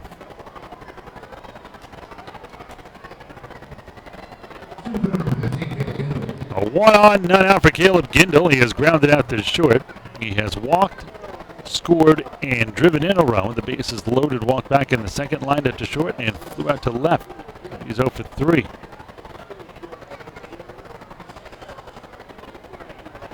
Skeeters down 8-3. First pitch here, broken bat, left side. Prince goes to second for 1, out, and the relay to first not in time. Fielder's choice here goes down 6-4. A 1-on, 1 out. Replace Gindel with Coburnis. Looked awfully close at second base. Very close. I was almost surprised that they called him out, to be honest. I was too, after that double clutch by Prince on a broken bat roller. What's going on here?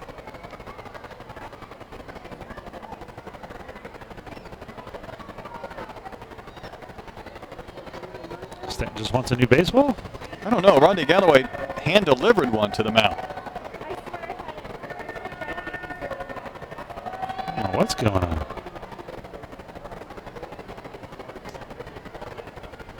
Either way, we're back ready to go here. First pitch is a strike at the knees. No balls and one strike to count here on Hobson. Casey Hobson has walked, popped out, grounded out, and struck out.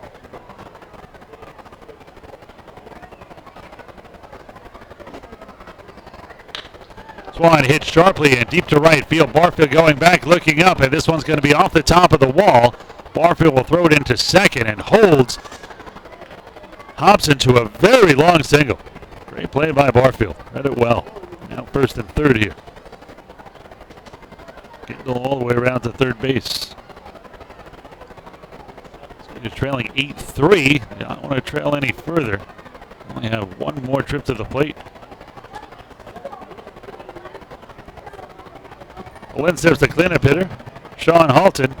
Halton having a big night. He has 5 RBIs, including a grand slam in his second at bat. He's also flied out and struck out and had a sac fly RBI. He's 1 for 3 officially. This one a strike on the inside corner, 0-1 the count. Skeeters trailing 8-3. 8 runs on 9 hits for the Barnstormers, 3 runs on 7 for the Skeeters. Sugar Land's committed 1 E, the Barnstormers none. The 0-1 here from Stanton. This one skied, popped up at the shallow right field. Let's see if Gindel tries it here with the arm of Barfield. He's going to. Here comes the throw. It's a good one, and it's just a little bit late. Coming down to score is Gindel, and it is 9-3 Barnstormers. Jeremy had to back up at the last second for a couple of steps. A little bit flat-footed. He wasn't able to charge and throw. Otherwise, he might have had a real shot at Gindel. Halton, 2 sac fly RBIs and a grand slam. 6 RBIs tonight. Came in with 12. Now he has 18. Like Galen, Skeeters have only gotten him out once today. He has walked twice. He has singled. He has stole 2 bases. And he has scored a run. He's also grounded out. Officially 1 for 2. Skeeters trail by 6 now, 9-3. First pitch, a strike down the middle, 0-1 to count. The Barnstormers have made the most of their hits. 9 runs on 9 hits.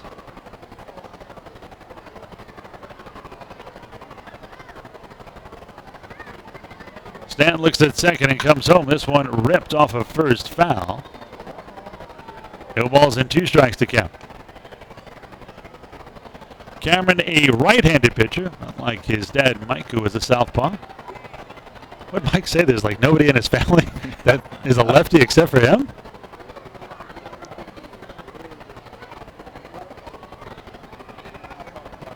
The 0-2 here by Stanton. Curveball swung on in, sky to right field. Barfield in right center has a beat on it, and he'll track it down for the final out.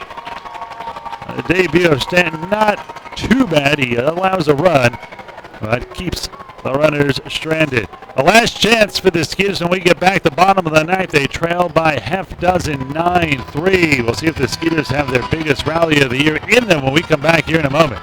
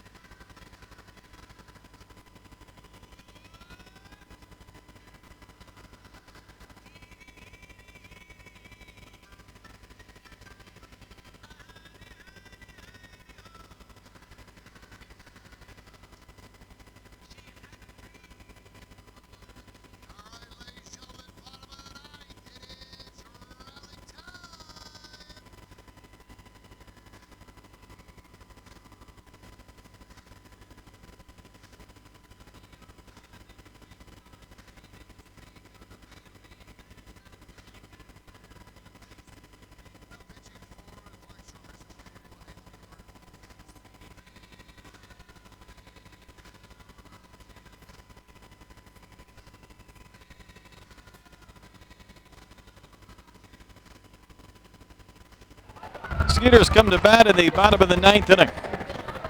They're going to see the 4th pitcher used by the Barnstormers tonight. It'll be the 10th in the game. We believe it is Anthony Carter. They've got different numbers of home and road, like a basketball team. Carter, 1 and 2 in 8 appearances, a 10.13 earned run average.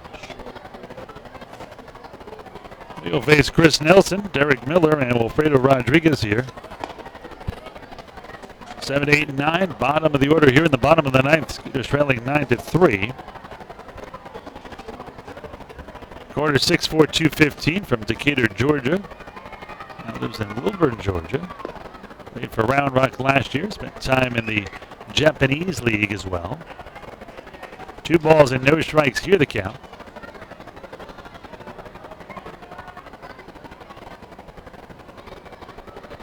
Former 26th round pick of the White Sox out of Georgia Perimeter College. Is that around Georgia? I'm going to say yes. 3-0 the count here to Nelson.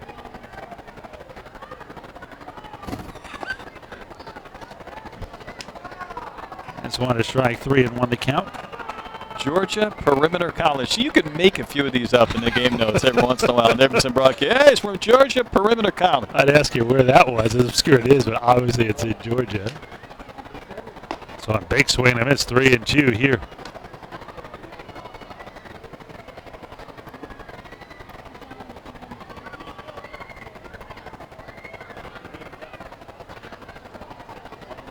Carter's been as high as AAA.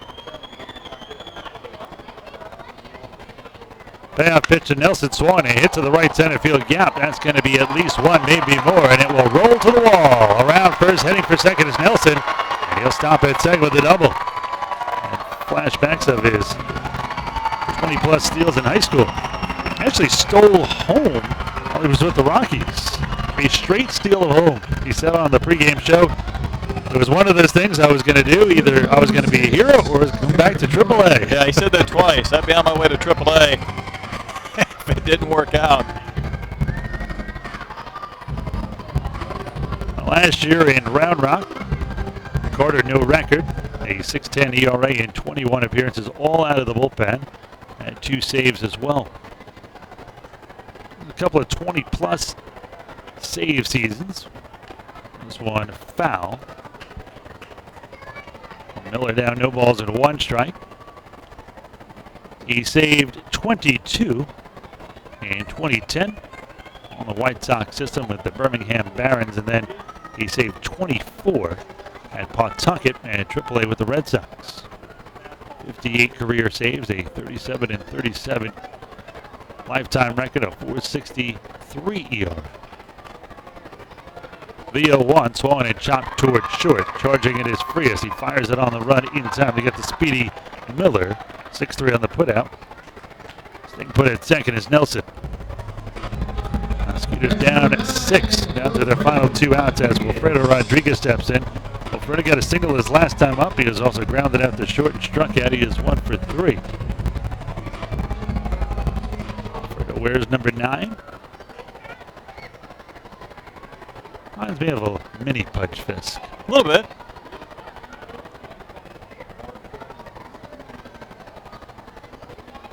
First pitch here. This one chopped towards third. Hot chopper right at the third baseman Aarons, and he'll fire it across. 5-3 on the putout.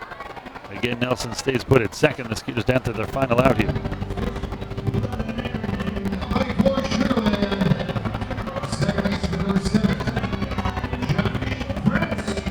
Josh Prince, the last chance to keep it going for the Skeeters. They're trailing 9-3 here.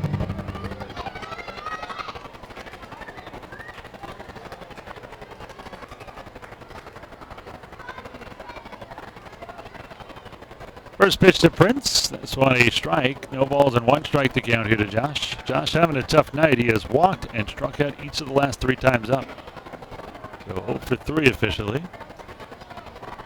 Skeeters trailing 9-3 here in the bottom of the 9th. The 0-1. This one a fastball a little bit outside. just off the corner. 1 ball and 1 strike to the right hand hitting Prince. Prince usually has blue striped socks. They're pink tonight for Pink in the Park night. Breast cancer awareness. Whatever socks they are, they're high. This one chopped towards third, foul, 1 and 2, and the Skeeters down to their final strike here. I know they will give the jerseys away to the fans with the highest bid, the auction after the game. I would say don't wash those socks with your whites, however, post-game, or the whites may end up looking like your socks. You're speaking from experience. Just saying, those things are neon pink. There you go. That's a good look on the YouTube channel. The 1-2 to Prince. Check swing. It didn't go, low and away, 2 and 2. 2 balls, 2 strikes, 2 outs. Chris Nelson down at second. Skeeters trailing 9-3 here in the bottom of the ninth.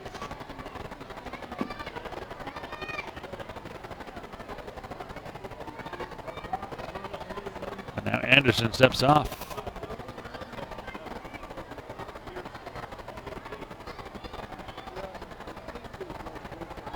The 2-2 here to Prince. This one, a fastball misses outside. And Anderson slipped or was just kind of disgusted as soon as he released the pitch. 3-2 now the count. If Prince reaches, Wilkins will bat here. And then Jeremy Barfield.